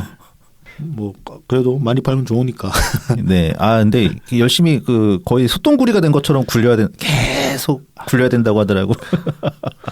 요즘 그래서 이렇게 막 그 카페 알바생들이 하루 종일 그냥 이 굴리기 하는 알바들이 있다고. 소똥구리만 쇠똥구리가 된 것처럼 쫀득 쿠키 만든다는 그런 우스갯글도 인터넷에서 본 적이 있는데. 저도 어릴 때 그 찰흙 공장은 잘했거든요. 네네. 그런 거 알바 있으면 찾아서 가볼까. 광주 한번 다녀오시죠. 광주? 경기도 광주. 여기 라면 갈까? 네. 그 알바 자리 한번 물어봐야겠다. 예, 손 깨끗이 씻고 열심히 손으로. 자, 우리 본 내용으로 들어가 봅시다. 네. 이번에는 좀 뜬금없이 다보스 포럼 이야기를 좀 해볼까 합니다. 다보스 포럼 좀 올해도 열렸겠죠. 네네. 이번 주 금주에 열렸고요. 네. 최근에 그러니까는 그것 때문에 많이 주목을 더 받았던 것 같아요. 뭐 원래도 평소에 주목받는 그 행사기는 한데 네. 그린란드 때문에. 네. 그리고 마침 트럼프도 초청됐다 그러고 뭐 시진핑도 왔다 그러고. 아 시진핑은 오지 않았습니다. 오지는 않았나? 예. 여기 그 총리를 보냈어요. 총리 이름이 뭐더라? 하여튼 총리를 보냈고. 아무튼 저 트럼프도 왔다 그래가지고. 네, 트럼프가 왔죠. 이 이제 다보스 포럼이라는 게 스위스의 고급 휴양지입니다. 다보스가. 고급 휴양지 다보스에서 매년 열리는 세계 경제 포럼이다. 그렇게 정의가 되는데 주로 이제 뭐 경제인들이 많이 가서 참석을 합니다만은 뭐 이제 각국의 지도자나 경제 관리들도 많이 초청을 하고 우리나라도 솔찬히 갔습니다. 우리나라 대통령도 솔찬히 갔었고 뭐 다보스 포럼에서 이제 우리나라 대통령이 한 말 중에 제일 논란이 됐다고 제일 많이 이제 뭐 들으시면은 기억을 하실 만한 게 그런 겁니다. 이제 박근혜 씨가 대통령이었을 때 다보스 포럼에 참석을 하신 적이 있는데 거기서 이제 통일은 대박이다 이런 말씀을 하신 적이 있어요. 근데 이게 말이죠. 네. 2014년인데 이때가 그 통일을 대박이라고 제일 처음 얘기한 거는 이 2014년에 신년 기자회견에서 언급을 했다고 합니다. 아니 그 기자회견 한번 말했으면 됐지. 그게 무슨 좋은 워딩이라고 또 그 국제행사까지 가서 또 그런 소리를 했대. 모르겠어요. 뭐 그래도 좀 이제 한반도의 안정, 평화적인 안정 이런 게 그래도 좀 주목을 받기는 하니까 그치. 그래서 한 게 아닌가 싶어요. 뭐 이제 이게 지금 이제 그 당시에도 그렇고 지금도 생각해 보면 대통령의 워딩치고는 좀 너무 좀 경박한 거 아닌가. 뭐 그렇게 이제 논평할 수도 있겠습니다만은 지금 이 대통령의 워딩 어떤 어느 취향에 비하면은 이마저도 순화된 표현이었다. 아 그렇죠. 네네. 좀 좀 민망하긴 했지만 그렇게까지 나쁜 표현은 아니었다. 막 악담할 수준은 아니었다. 뭐 그렇게 볼 수도 있겠습니다. 네네. 아무튼 뭐 다보스 포럼에서 그런 말씀을 하신 적도 있었다. 뭐 문재인 정부 때도 참석을 했었나? 문재인 정부 때? 문재인 정부 때는 팬데믹 상황이었기 때문에 아. 2021년에 이제 화상으로 참석을 했다고 네. 합니다. 그래서 직접 다보스에 찾아간 거는 이명박, 박근혜, 윤석열 이렇게 세 대통령이 다보스 포럼에 직접 참석을 했었다고 하네요. 이 정권도 이제 한 번은 가야 되지 않을까? 한 번은 가게 되지 않을까? 뭐 드릉드릉 하지 않을까요? 네. 드릉드릉? 여기 가서 이야기한 게 좀 세일즈 면으로도 중요하니까. 네. 자, 그래서 뭐 트럼프가 무슨 얘기했는지 한번 봅시다. 그래서 트럼프 대통령이 네. 다른 이제 외국 정상들의 2배의 시간을 썼어요. 그러니까 대체로 이제 대부분의 정상들이 한 30분 좀 넘게 말을 하거든요. 네네. 트럼프는 한 1시간가량. 혼자. 예. 그리고 이제 원고를 가지고 번역을 해서 이렇게 그 워드 파일로 만들어 보니까 네. 그 말은 또 엄청 빨리 했나 봐. 그 분량이 글자로 옮기면은 한 3배가 넘어. 저도 그 요약한 원고 봤습니다. 욕 나오던데 중국이랑 차이가 너무 많이 나더라고. 중국 그러니까 대부분이 한 대여섯 페이지 네. 정도 분량으로 정리가 되는데 그러니까 번역이 되는데 네. 트럼프는 20페이지가 나왔어. 아 이거 혼자 뭐 이렇게 많이 떠들 게 많다고. 네. 근데 이제 정리를 하면 그래도 좀 제법 간단하게 정리를 할 수가 있습니다. 네. 어쨌든 뭐 아직까지는 전 세계에서 미국이 큰형이니까 뭐 트럼프 대통령 한 얘기부터 살펴보죠. 네. 트럼프 대통령이 한 얘기는 거의 대부분이 자기 자랑입니다. 자기 자랑이었습니다. 나의 자랑의 연속입니다. 그리고 니들 너무 못해. 너희들 너무 못해. 그 여러 세계 정상들이 모이는 자리에서 와 대놓고 그렇게 야지를 주나? 유럽을 갖다가 아주 그냥 통으로 야지를 주는데 네. 그것도 이제 피처링 바이든 너희들 바이든 같은 멍청한 애랑 똑같은 전략을 취해가지고 야 그래서 너희들 손에 남은 게 뭐냐 너네들 일자리 다 해외로 넘기고 이민자만 이렇게 받아들여서 지탱하고 그러니까 그치. 니네들 야 정부 재정 지출 빡세고 재정 적자 심각하잖아 너네 무역 수지도 적자잖아. 그러면 안 돼. 너희들 바이든 같이 그러면 안 돼. 너네 그랬기 때문에 그렇게 했으니까 지금 고생하는 거야. 하지만 나는 지금 이제 재선에서 1년 사이에 많은 걸 바꿨다. 미국의 많은 것을 바꿨다. 지금 미국 핫하다. 핫하긴 핫하지 여러모로. 네. 그래서 막 나는 지금 연방 지출을 1,000억 달러를 줄이고 그래서 적자를 27%를 줄였고 내가 네. 그다음에 지금 미국에서는 철강 매월 30만 톤씩 생산이 증가되고 있다. 막 그런 식으로 자랑을 합니다. 네. 그다음에 우리 무역 적자도 이제 많이 됐다. 내가 관세 때렸더니 네. 만회가 됐고 네. 그다음에 나는 감세도 해줬다. 미국 시민들이 나를 좋아한다. 네. 관세 올려서 감세 때렸다. 네. 그런 식으로 막 자랑을 합니다. 네. 그다음에 러시아 우크라이나 전쟁 내가 2020년에 재선됐으면 네. 이 전쟁은 일어나지 않았다. 네. 괜히 바이든이 대선을 조작해가지고 나를 밀어내고 대통령이 돼서 러시아 우크라이나 전쟁이 벌어진 거다. 야, 그걸 또 대선 조작이라는 소리를 하냐? 어떡해? 했어. 심각하다. 했어. 얘네들 그래서 또 아이고 머리가. 이 저쪽 분들 네. 국민의힘 지지자분들이 또 드릉드릉 하고 있다고. 흥분하셨구만 또. 그럼 흥분하지. 트럼프가 이 대선 조작을 발견해내고 지금 뭐 조사 중이라는 것 같은데 열심히. 그러니까 이제 저는 그걸 묻고 싶은 건데 바이든 뭐 예를 들어 바이든이 조작했다고 칩시다. 그러면 바이든 정권인데 자기들 재선 선거는 왜 조작을 못해요? 병신 아니야? 권력 쥐고 선거 조작도 못하면은 권력 없는 상태에서도 선거 조작을 해냈는데 그게 말이 더 납득이 그게 더 매끄럽잖아요 맥락적으로. 자기 떨어지면 다 부정선거래. 말이 되냐고. 아유. 하여튼 그쪽 분위기는 되게 네. 웃깁니다. 네. 하여튼 뭐 그런 식으로 굉장히 자기 자랑을 열심히 했습니다. 네. 그리고 막 그것도 비판 했죠. 신재생 에너지. 너네 이런 거 비효율적인 이런 에너지 생산, 신재생 에너지에만 몰빵 때리고 이러니까 너네 전기 요금 얼마나 올렸어? 많이 올렸지? 그리고 야 석탄, 석유, 천연가스 줬던 거 다 놔두고 왜 그 난리를 피냐? 뭔 풍력 발전이야? 막 이러면서 자 그러니까 갑자기 야 그린란드 줘. 뭐 이런 식으로 사실 크게 거칠게 맥락을 이용하면은 너네가 그렇게 비효율적으로 사는데도 여태까지 살 수 있었던 거는 우리 미국이 호구짓 해줘가지고 그런 거 아니냐. 뭐 일정 부분 맥락은 나오는 거죠. 근데 거기서 나중에 맥락은 나와요. 어쨌든 그러니까 그린란드 줘라. 이제 지금 그린란드 타령하는 근본적인 이유가 꼭 이제 미국이 야욕을 드러냈다라고 말을 할 수도 있지만은 그린란드에 대한 직접적인 뭐 특히 군사 방위적인 부분에서 그린란드를 유럽이 제대로 못 지켰어요.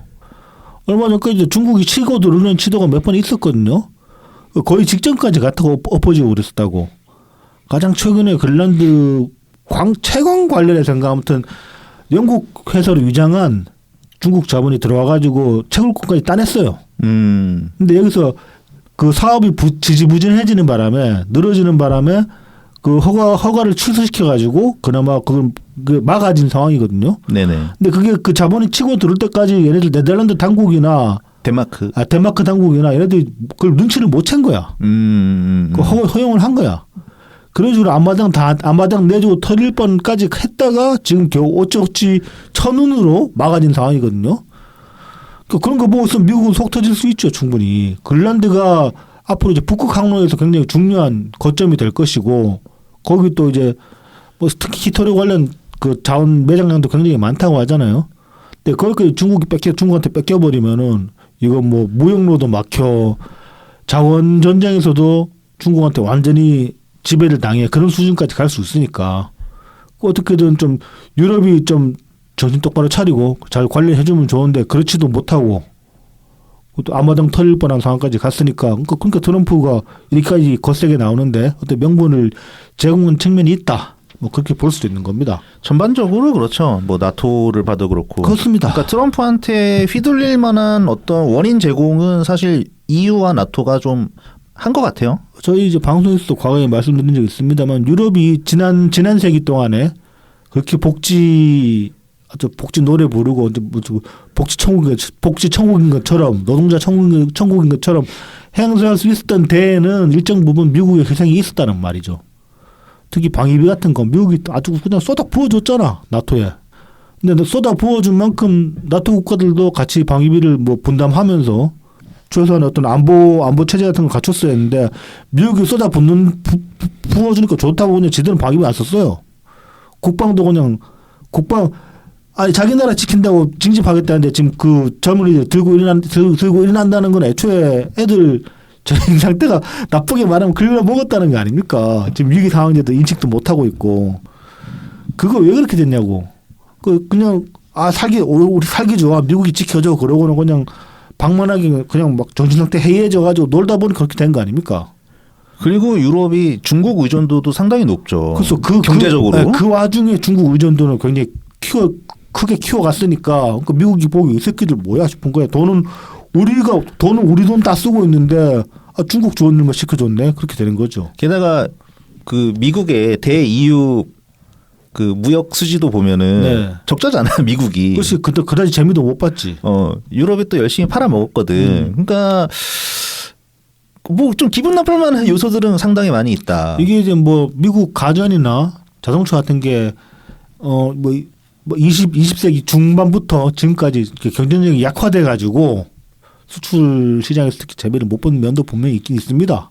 있는데 그렇다고 해도 미국이 그렇게까지 돈을 쓰는데 자기들은 재미도 못 보고 욕만 먹고 심지어 정치적 올바름 같은 거 욕만 먹고 아주 뭐 폼은 유럽 애들이 다 내고 그러니까 빡실만도 하죠. 일견 그렇게 보여지는 부분도 분명히 있는 거죠. 그러니까 트럼프가 하는 말들이 다 억지거나 그냥 뭐 근거 없는 피해 의식으로 내뱉는 말은 아니다라고 말할 수 있는 부분도 분명히 있는 거죠. 네, 뭐 분명히 과장이 있고 과장이 있지만 생구라까지는 아니야. 그러니까 뭐 그럼에도 불구하고 저딴 식으로 말하는 게 맞냐라고 말하면 그건 아니다라고 할 수 있겠지만은 적어도 그렇다고 해서 제가 또 아주 얼토당토하는 소리만 한다 그렇게만은 볼 수 없다는 거지. 그렇죠. 이게 그러니까 트럼프가 곤란한 지점이 그런 것 같아요. 어쨌든 근데 얼마나 약간 뭐랄까 굴욕적이랄까? 어쨌든 스위스라고 하면 유럽의 한복판이나 마찬가지인데. 그렇죠. 거기 미국 대통령이 와가지고 유럽을 막 그렇게 야지를 주는데 좀 골 때린다 이렇게 좀 보입니다. 그러니까 이제 야지 안 받으려면 지들이 정신 차리고 좀 딱 부러지는 모습 보여줘야 되는데 잘 안 되죠 지금. 잘 안 되죠. 잘 안 됐죠. 네. 자, 그 다음에 이제 중국 얘기를 좀 볼게요. 네. 뭐 지금 이제 G2니까 네. 중국은 어쨌든 트럼프는 말이 너무 많았고 중국은 남들과 거의 똑같은 분량의 연설했습니다. 중국 총리가 와가지고 중국은 이렇게 얘기합니다. 항상 우리 그 예전에 2017년에 아마 시진핑이 직접 이 다보스 포럼에 방문을 했던 것 같은데 네. 참석을 해가지고 연설했던 것 같은데 그때 했던 얘기들을 우리 중국은 쭉 지켜왔다. 일관되게 지켜왔다. 네. 이게 뭐냐? 중국은 세계와 공동 운명 공동체 네. 이 비전을 일관되게 실천했다. 네. 그리고 지금같이 어려운 시기일수록 뭐 평화롭게 세계는 공존해야 되고 저 미국 저 트럼프 같은 애가 하는 것처럼 직접적으로는 얘기 안 했지만 어쨌든 이렇게 얘기합니다. 정글의 법칙으로 세계가 되돌아가면 안 된다. 지금 그러니까 미국을 까는 거야.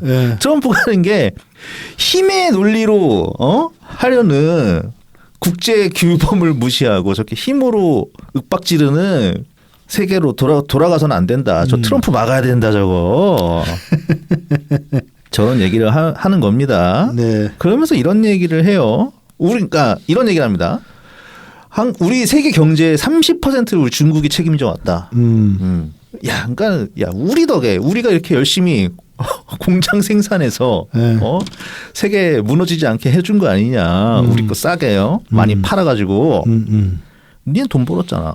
그치. 야, 돈 많이 쓸어 담았잖아. 그래서 그게 일면 되게 후회스럽다. 개인적으로 나는 저는 그렇습니다. 유럽도 지금쯤 굉장히 후회하지 않을까? 뭐 후회하는 면도 있겠죠 분명히. 있겠죠. 정신이 있으면 후회를 해야 되겠죠. 네. 그러면서 이제 중국은 이렇게 얘기를 합니다. 이 개발은 제로섬 게임이 되면 안 된다. 그러니까 누구 하나 손해보게 해서 내가 이득을 취하면 안 된다. 중국이 무슨 공산주의자 같은 소리하고 자빠졌네. 중국이 하여튼 얘네도 상당히 이빠른 소리를 합니다. 네. 그러면서 제일 재미난 대목이 저는 이 부분이었던 것 같아요. 우리는 무조건의 무역 흑자를 추구하지 않는다.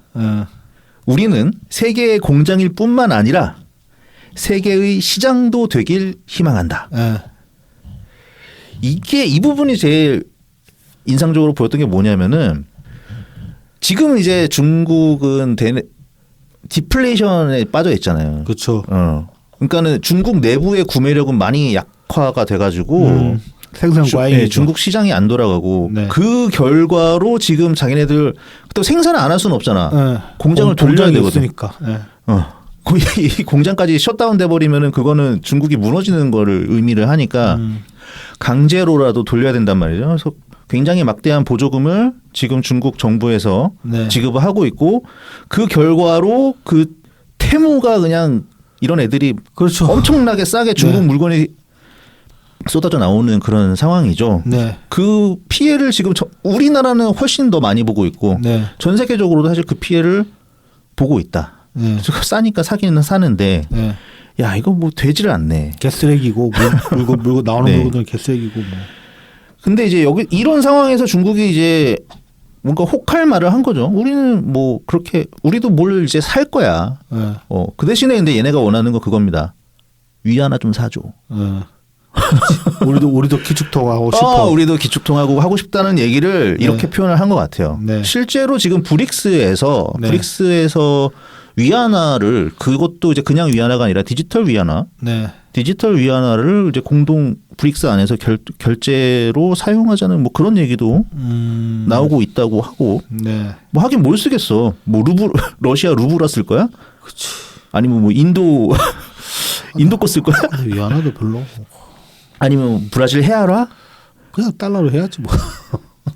근데 이제 위안하면은 좀 뭐 중국 그러니까 달러는 쓰기 싫고 아니면 그만 찍어 그만. 그만 찍고 존윅처럼 그만 쓰고 그러고 살면 되지. 그만.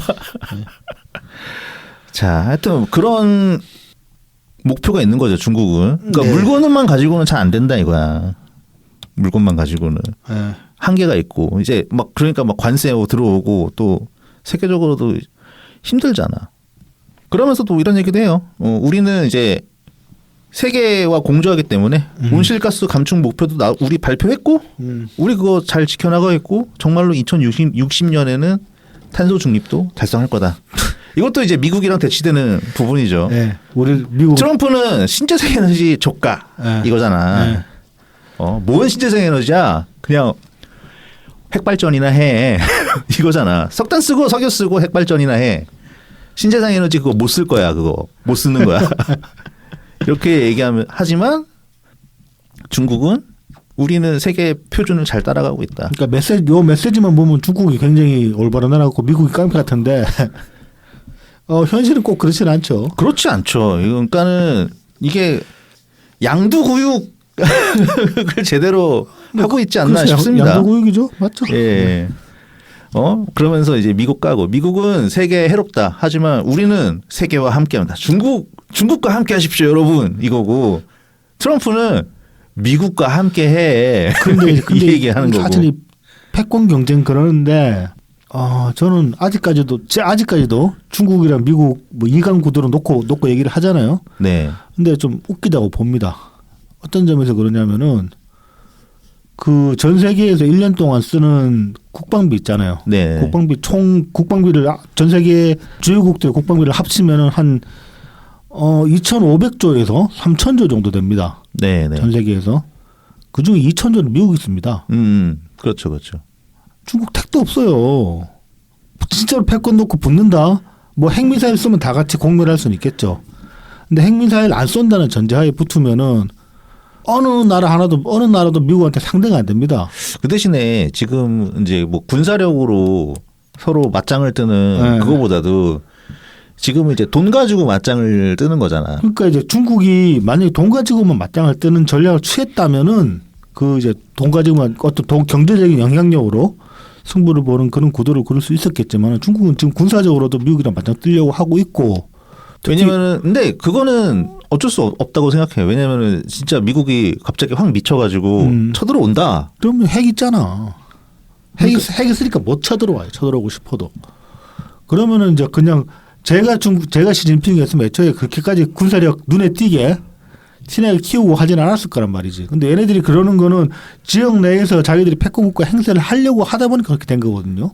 뭐 남중국 같은 데서 한국만 띄워놓고. 그러니까 뭐 그게 안 할 수가 없다고. 왜냐면 그 중국의 역사에서 보면은 그걸 중국이 청나라가 어떻게 무너졌는데. 근데 이제 그거를 극복을 해야지 되는 건데. 그거 쉬운 게 아닙니다. 그러니까 컴플렉스예요, 일종의. 컴플렉스인데 그런 식으로 힘겨루기 하면은 미국한테 절대 못 이긴다. 뭐 쉽지는 않죠. 그리고 중국이 하는 짓이 그래서 촌스러운 면도 있다 저는 그렇게 봅니다. 아니 근데 굉장히 촌스럽게 다 굴러가요. 러시아가 우크라이나 쳐들어가는 이유도 그런 거거든. 우악스럽게. 그렇게 하는 거거든. 그러니까 이제 바꿔 말하면 트럼프가 저렇게 이제 다보스 포럼 가서 이번에도 깡패같이 굴었잖아요. 근데 그것도 사실 이렇게 파고 들어가 보면 근거 없는 게 아니라는 거예요. 할만하니까 하는 거기도 해요, 사실상. 전 세계 국방비 3분의 2 이상을 쓰는 나라가 저 나라인데. 그리고 근데 이제 좀 안 쓰겠다는 거 아닙니까? 우리 이제 그보다 더 쓸 거다. 그러니까 야 나토야, 니네 돈 니네가 좀 써라. 그치. 이런 거잖아. 네. 아니 근데 그거 안 쓰고 자기들 국방비로 다 돌려버릴 수도 있는 거지 뭐. 나토 같은데 더 분담금 안 내고. 그렇게 돌리기 쉽지 않지. 아 그거 안 하면 또 미국 그 방산 업체들이 또 씨발 우리 먹을 거 줄어든대요. 그러고 이제 나오니까. 왜냐면은 미국은 지금 미국도 나름 한계예요. 재정을 찍어내는데 한계가 있으니까 막 관세도 하고 막 그렇게 해서 이제 외국 돈 끌어들여 와가지고 그렇죠. 미국 국내에다가 네. 돈을 풀려고 하는 거잖아요. 그런 방향으로 바뀐 이유가 다 있는 거야. 상시에 돈 없다. 뭐 그런 거지. 돈 없다야. 돈은 쓰고 싶은데 총알이 모자라다 이런 거거든. 자, 그래서 이제 미국, 중국 이제 입장을 받고 이제 동네북이 된 프랑스. 뭐 EU를 좀 볼까요? 네. 일단은 EU 집행위원장이 한 얘기를 좀 보죠. 이제 이렇게 얘기합니다. 유럽은 야, 우리는 잠재력을 많이 갖고 있어. 우리 이 새로운 시대, 지금 뭐 AI 공장, 기가 팩토리, 뭐 AI 시대에 필요한 뭐 애플리케이션 투자, 저축, 뭐 기술, 우리 다 갖고 있어. 네. 다 갖고 있는데, 야, 우리는 지금까지 우리 규제가 너무 많아서 스스로를 옥죄어 왔다. 그래서 이번에 제28차 EU 기업 규제안에서 우리 이런 식으로 돌파구를 찾아보자.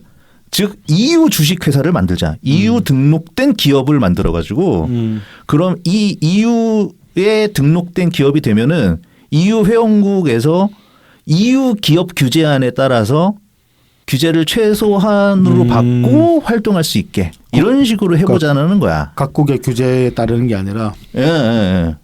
근데 이제 이거는 당연히 합의가 필요한 회원국들 안에서 합의가 필요한 내용이겠죠. 어쨌든 이제 이런 구상을 세운 거야.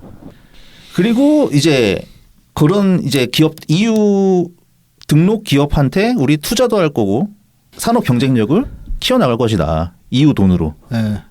그래서 EU 뭉쳐 이거지. 절대 안 돼.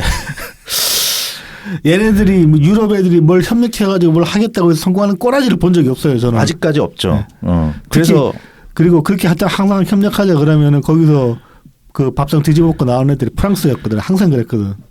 이번에도 안 될 거야. 쉽지 않게 어려운 얘기지. 그 EU 내 어떤 패권 경쟁 네. 이런 게 있으니까. 그래서 이제 뭔가 유럽이 통틀어가지고 뭐 무기를 만들든지 뭐 철도를 놓든지 하잖아요. 프랑스 맨날 거기서 박차고 나와가지고 독자적으로 뭘 만든다. 떼제베도 있지. 걔 떼제베 있지. 라팔도 독자적인 전투기지. 유로파이터라고 같이 만들려고 했는데 6개국이 공동으로 개발했는데 프랑스 혼자 족가 그러고 나와가지고 만들지. 다 늘 그런 식이라고. 이것도 지금 내년에 그렇게 보여. 결국은 그 꼴한테 날 것이다. 파토날 것이다. 자, 어쨌든 뭐 EU는 EU의 그걸 해야지. 네. 자, 그다음에 이제 EU 나름대로 우리는 에너지 의존도를 줄이겠다. 에너지 의존도는 아마 러시아를 의식한 거 아닌가 싶어요. 이것도 이제 그 트럼프 일기 때 특히 독일에 강하게 경고했거든요. 니들 러시아 그렇게 러시아 가스 재미 보고 그거 싸게 들어와가지고 그걸로 지금 이제 선진 정책 풀면서 막 나라 잘 되는 것처럼 그런데 그러다가 촛대는 수고했다 그렇게 경고를 했어요. 일기 때. 근데 당시에 이제 그 메르켈이었나 총리가 그랬을 거야. 메르켈 시대였나 그랬을 건데 조카 그러고는 그때 석유가 막 늘리고 그랬거든. 노르드 파이프라인이 그게 2개가 있잖아. 그러니까 그때 이제 막 증설하고 그랬다고. 그러면서 막 러시아 가스 좋다고 더 퍼왔다고. 근데 그 트럼프 경고하고 트럼프 이제 물러나고 나는데 우크라이나 전쟁 터지는 바람에 독일 좆됐잖아 한동안. 핵발전소 다시 돌리고 난리도 아니었잖아. 그렇죠. 그러니까 그런 건 사실 좀 그 당시에 트럼프 말이 그렇게 또 틀린 말이 아니었다는 얘기거든. 따지고 보면은. 근데 이제 그런 식으로 경고 무시하고 뭐 러시아 가스로 들어오는데 재미 들리고 뭐 중국 돈 받는데 재미 들리고 그러고 지나왔던 거야. 그러니까 트럼프 일기 때 이제 러시아가 우크라이나를 때릴 것이라는 냄새를 맡았겠지. 그거 몇 년 전부터 있었어요. 계속. 그러니까 계속 있었으니까. 러시아가 사실. 야금야금 들어왔거든. 뭐 이런저런 뭐 훈련 핑계로 조금씩 밀고 들어오고 그래서 계속 밀고 들어왔기 때문에. 그리고 중간에 그 크림반도. 네, 크림반도 전쟁도 있었고. 근데 이제 그런 것도 다 무시했던 거예요. 유럽 특히 이제 나토 전반이 그런 건 충분히 비판받아 마땅한 지점인 거죠, 사실은. 대신에 이제 트럼프처럼 석탄, 석유 뭐 이걸 쓰겠다는 건 아니고 대신에 이제 원자력 좀 써야겠다. 안 되겠다. 그리고 뭐 지금까지 해온 게 있으니까 재생에너지도 육성해가지고 이렇게 2개를 하면은 결국 남는 건 이제 러시아의 천연가스 의존도를 줄이겠다 이렇게 보입니다. 그래서 에너지 의존도를 줄이겠다고 하고 그다음에 우리 자꾸 트럼프 야지를 주니까 안 되겠어. 국방비를 늘리겠다. 야 이거 자꾸 잔소리 듣고 피곤하다. 그런데 이제 지금 유럽도 그래서 그 쌍으로 압박받는 겁니다. 복지비도 지금 늘려야 되는 상황이에요 지금. 여기도 고령화 사회로 접어든 데다가 복지 수요를 고령 사회로 접어드니까 복지 수요가 늘어난 추세인데 어떤 복지의 서비스 질 같은 것도 자꾸 이제 그 요구 수준이 높아지잖아요. 그렇죠. 그러니까 복지도 돈 늘려야 되는데 국방비까지 늘린다. 무슨 돈으로? 그러니까 산업 경쟁력부터 이제 늘리겠다는 거지. 그게 이제 그래서 EU 집행위원장의 얘기는 뭐 EU 주식회사를 가지고 공동 대응해보자. 우리. 그리고 나름 좀 EU에 모인 돈이 있을 거거든. 분담금 같은 게 이제 모인. 그렇죠. 예. 그거 좀 이제 잘 써보겠다. 예. 이런 얘기가 아닐까 싶어요. 예. 그리고 이제 미국에 대해서는 이렇게 합니다. 미국은 단순히 동맹국이 아니라 소중한 우리의 친구다. 예. 저는 이 얘기를 이렇게 읽었어요. 야, 씨발 친구한테 이러는 거 아니야 이 새끼야. 트럼프한테 이렇게 돌려 말한 거다. 뭐 이제 굳이 비유하자면 그런 건 아니니까 우리는 동등한 관계다. 그렇지. 예. 근데 트럼프 보기엔 조카서 그렇지. 우리가 씨발 그동안 돈 대준 게 얼마인데 무슨 동등한 관계야? 니들은 우리 미치야 이렇게 되는 거지. 그렇지. 동등 까고 있네. 이렇게 되는 거죠. 어쨌든 소중한 친구다. 너네 너무 그러지 마. 그리고 그린란드와 덴마크와 EU는 연대할 거다. 그러니까 괴롭히지 마. 그리고 그린란드에 우리 유럽도 대규모로 투자할 거야. 지금 이제 그린란드에 유럽 각국이 군대를 보냈잖아요. 지금. 네네네. 이런저런 명목으로. 네. 예, 트럼프가 처음에 군 언급을 했거든요. 네, 그렇죠. 미군 보낼 수 있는 그런 소리를 하니까 갑자기 급발을 시켰어요. 그래서 이제 뭐 그렇게 미국에 의존하거나 뭐 미국 마음대로 하게 놔두지는 않겠다. 네. 우리 앞마당인데. 하지만 뭐 그래 트럼프 말이 맞아. 미국은 정말 많은 기여를 했었다. 그리고 러시아 견제에 필요하다. 그렇기 때문에 이제 우리 역할을 국방비를 늘려가지고 역할을 하겠다. 이제 이렇게 나왔고요. 당사자인 이제 대표적인 두 국가 거를 이제 봤어요. 네. 이제 같은 날에 프랑스 마크롱 대통령이 연설을 했는데. 이런 거를 지적을 합니다. 강자의 법칙을 수동적으로 받아들이면 안 된다. 지금 이제 외교가 어떤 패권주의 양상으로 흘러가고 있으니까 이거를 그대로 받아들이면 안 된다. 우리 자립해야 된다. 네. 유럽이요 자립하자.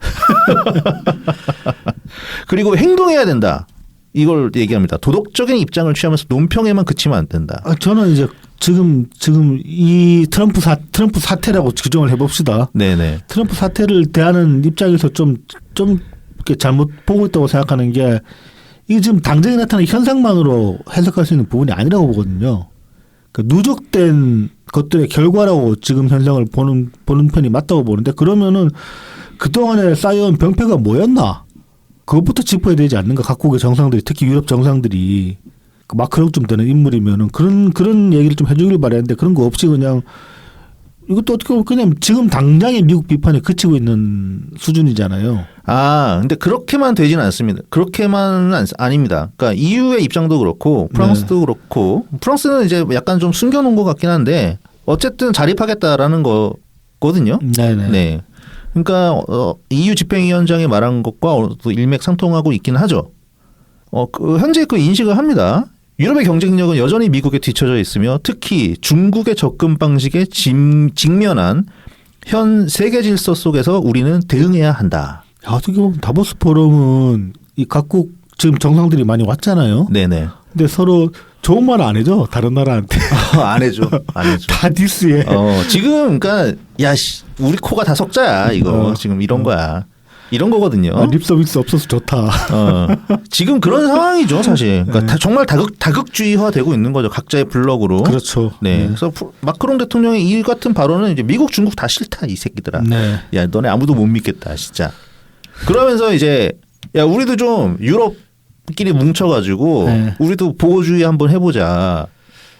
이게 이제 게임의 규칙이 지켜지지 않을 때 최근에 그러니까는 트럼프가 그린란드 가지고 얘기를 하면서 이거 안 주면 우리가 군사도 보낼 수 있지만 무력 얘기도 했었죠. 네. 그러면서 아니면은 유럽의 관세 때려버린다. 네. 이렇게 하니까 야 우리 그 대응할 수단 우리도 야 관세 때려. 네. 이런 얘기를 한 것 같아요. 보호주의를 우리도 하자. 네네. 그다음에 우리 회원국 안에서 특혜도 좀 주고 그렇게 해서 좀 단결하자. 그리고 아시아는 누구겠습니까? 중국이지. 얘네 지금 과잉 생산하고 있잖아. 네. 규제 기준을 높이자. 우리는 규제하면 우리잖아. 중국 물건이 쉽게 이렇게 못 들어오게 하자.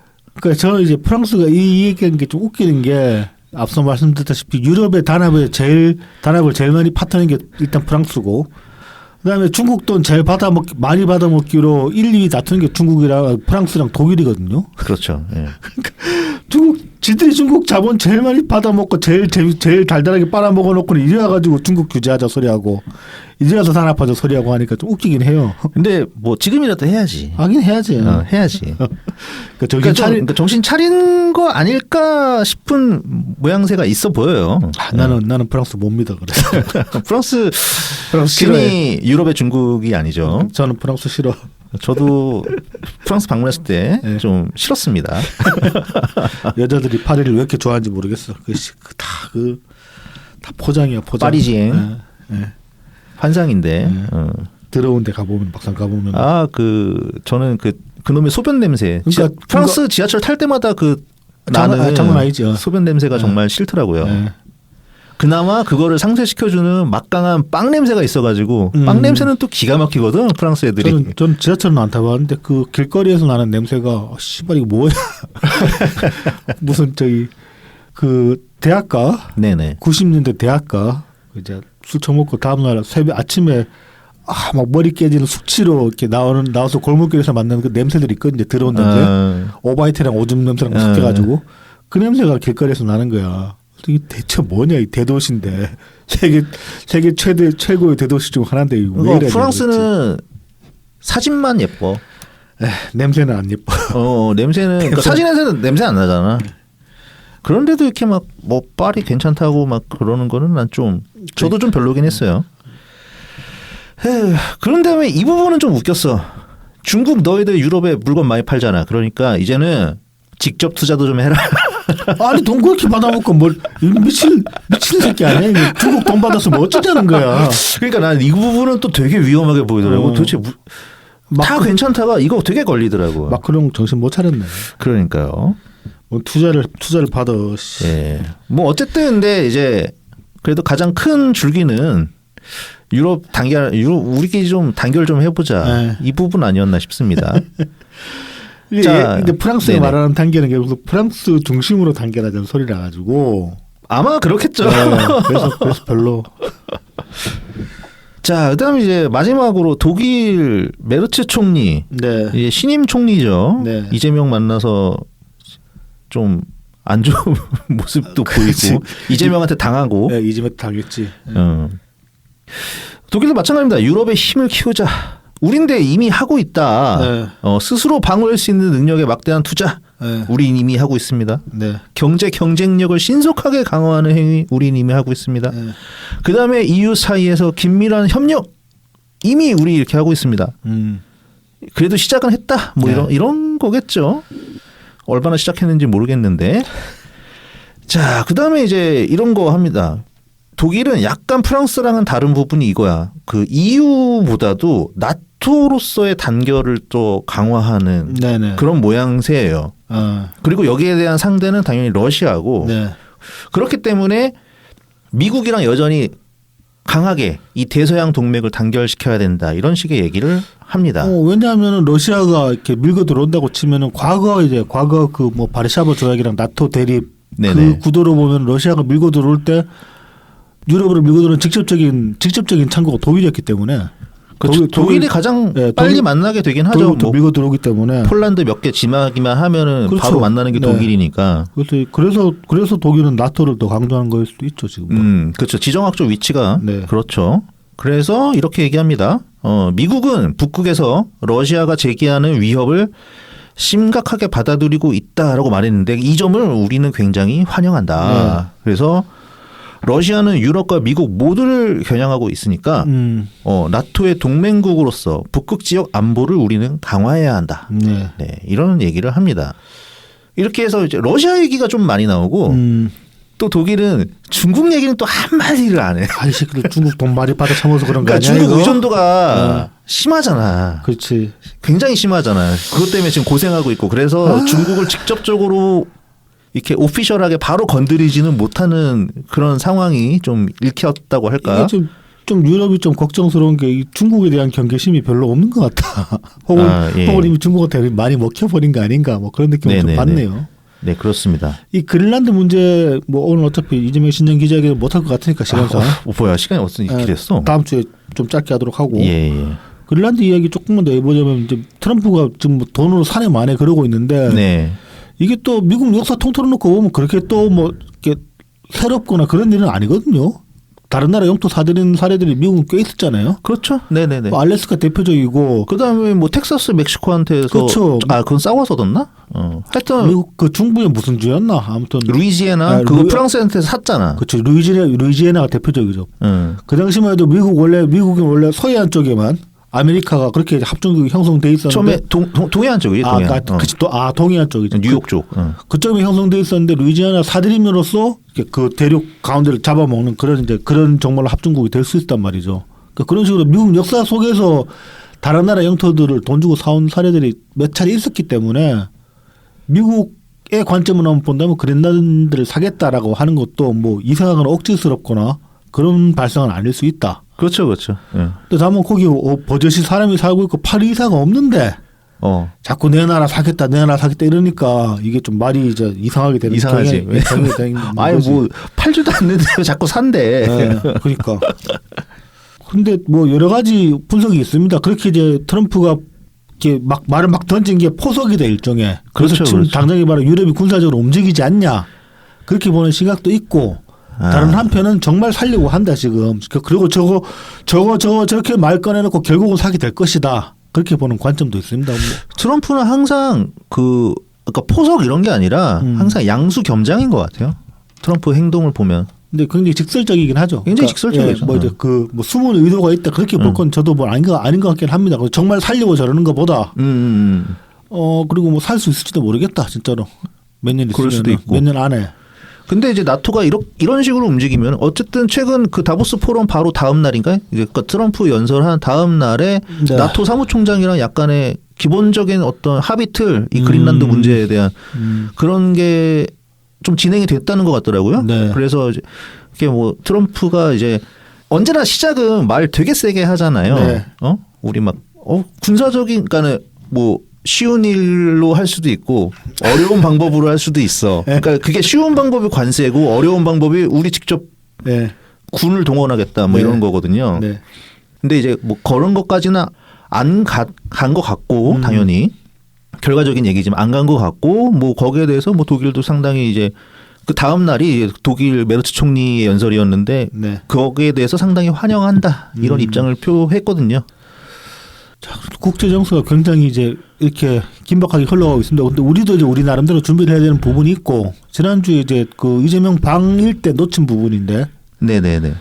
그 저기 뭐야 새로운 지금 이제 경제협력 기구를 구성을 하고 있잖아요. CPP. 네. 그게 그러니까 트럼프가 만들어 놓고서 갑자기 트럼프는 빠져나간 바람에 네. 일본이랑 뭐 여러 호주랑 네. 이런 나라들이 남아 있는 상태인데 우리나라는 거기 가입을 안 들어갔어요. 네. 그래서 거기를 들어가려고 지금 하고 있죠. 그 관련해서 이제 뭐 후쿠시마 농수산물 수입을 해야 된다. 왜냐하면 네, 네, 일본의 동의가 필요하기 때문에 가입을 하려면. 예, 그게 회원국 전체 만장일치 동의가 돼야지 네. 가입을 할 수 있다고 하더라고요. 그래서 이제 뭐 그런 점에서 보면 뭐 이재명 정권의 입장 혹은 민주당 정권의 입장이 180도 뒤집혔다. 그렇죠. 과거 후쿠시마 이제 그 오염수 방류 때 그때 그걸로 이재명이 단식까지 했는데 그랬죠. 예, 예. 그랬던 양반이 지금 와서는 후쿠시마 농산물 문제 없다 그런 식으로 일본 가서 얘기를 한 상황이니까 더 웃긴 거는 시민단체죠. 그렇죠. 갑자기 이제 입을 닫고 있단 말이야. 시위도 멈췄다고 하죠. 네. 그게 그래 버리면 정말 비겁한 거죠. 네, 엄청나게 비겁한 비겁하죠. 거고 스스로 자기들의 어떤 정당성의 명분을 다 깎아먹는 행위입니다. 윤석열 때는 안 되고 이재명 때는 된다 이거잖아. 그러니까 이제 행동 자체는 그럴 수 있다고 봅니다. 뭐 그 경제협력기구에 가입할 필요가 있고 거기에 따라서 후쿠시마 농산물 저는 애초에 그 오염수 방류 자체를 크게 문제 삼지는 않아 크게 문제 있다고 생각하지는 않았군요. 그 당시에도 과장된 위험을 많이 과장해서 얘기하고 있다 그렇게 보는 쪽이었기 때문에 그렇게 방송했죠 우리. 네. 지금 생각해 보면은 꽤 잘했다 생각합니다. 자평합니다. 그러니까 이제 뭐 충분히 그럴 수 있다고 보지만은 입장을 바꾼 거에 대해서는 누구든 간에 얘기를 해줘야 됩니다. 네, 그렇죠. 근데 아무도 예. 얘기를 안 하고 있다. 이거는 굉장히 비겁하고 그래놓고 그렇게 말하면서 자기들이 정당하다고 어떻게 떠들 수 있느냐. 다시 한번 그것도 얘기할 수 있는 이재명은 거죠. 비겁하지만 그래도 정치계 때문에 그럴 수는 있지만 네. 시민단체는 정말 비겁합니다. 그렇죠. 그러면 안 되죠. 니네는 정치질 하면 안 되잖아. 네. 그때도 아니면 지금도 아니어야지. 아니어야지. 네. 그래야 시민단체지. 그렇지. 참, 뭐 이번 주도 두서가 없네. 어떻게 이야기 굉장히 많은 이야기를 하다 보니까. 네. 하지만은 많은 일들이 계속 벌어지고 있다. 하여튼 이 일을 시작으로 뭐 네. 라이브 TV에서도 좀 세계 정세에 좀 더 이제 좀 깊은 관심을 깊은 관심을 가질 수밖에 없는 상황이지 않을까 싶습니다. 예. 국내 문제만 이야기하기에는 이런 것도 알아야지 또 이재명 이 정부의 음. 외교에 대해서 좀 더 잘 지적을 할 수 있지 않을까 싶기 때문에 세상이 너무 번잡하기 때문에 네 그렇습니다. 자 그러면 저희는 다음 주에 다시 찾아뵙겠습니다. 감사합니다. 감사합니다.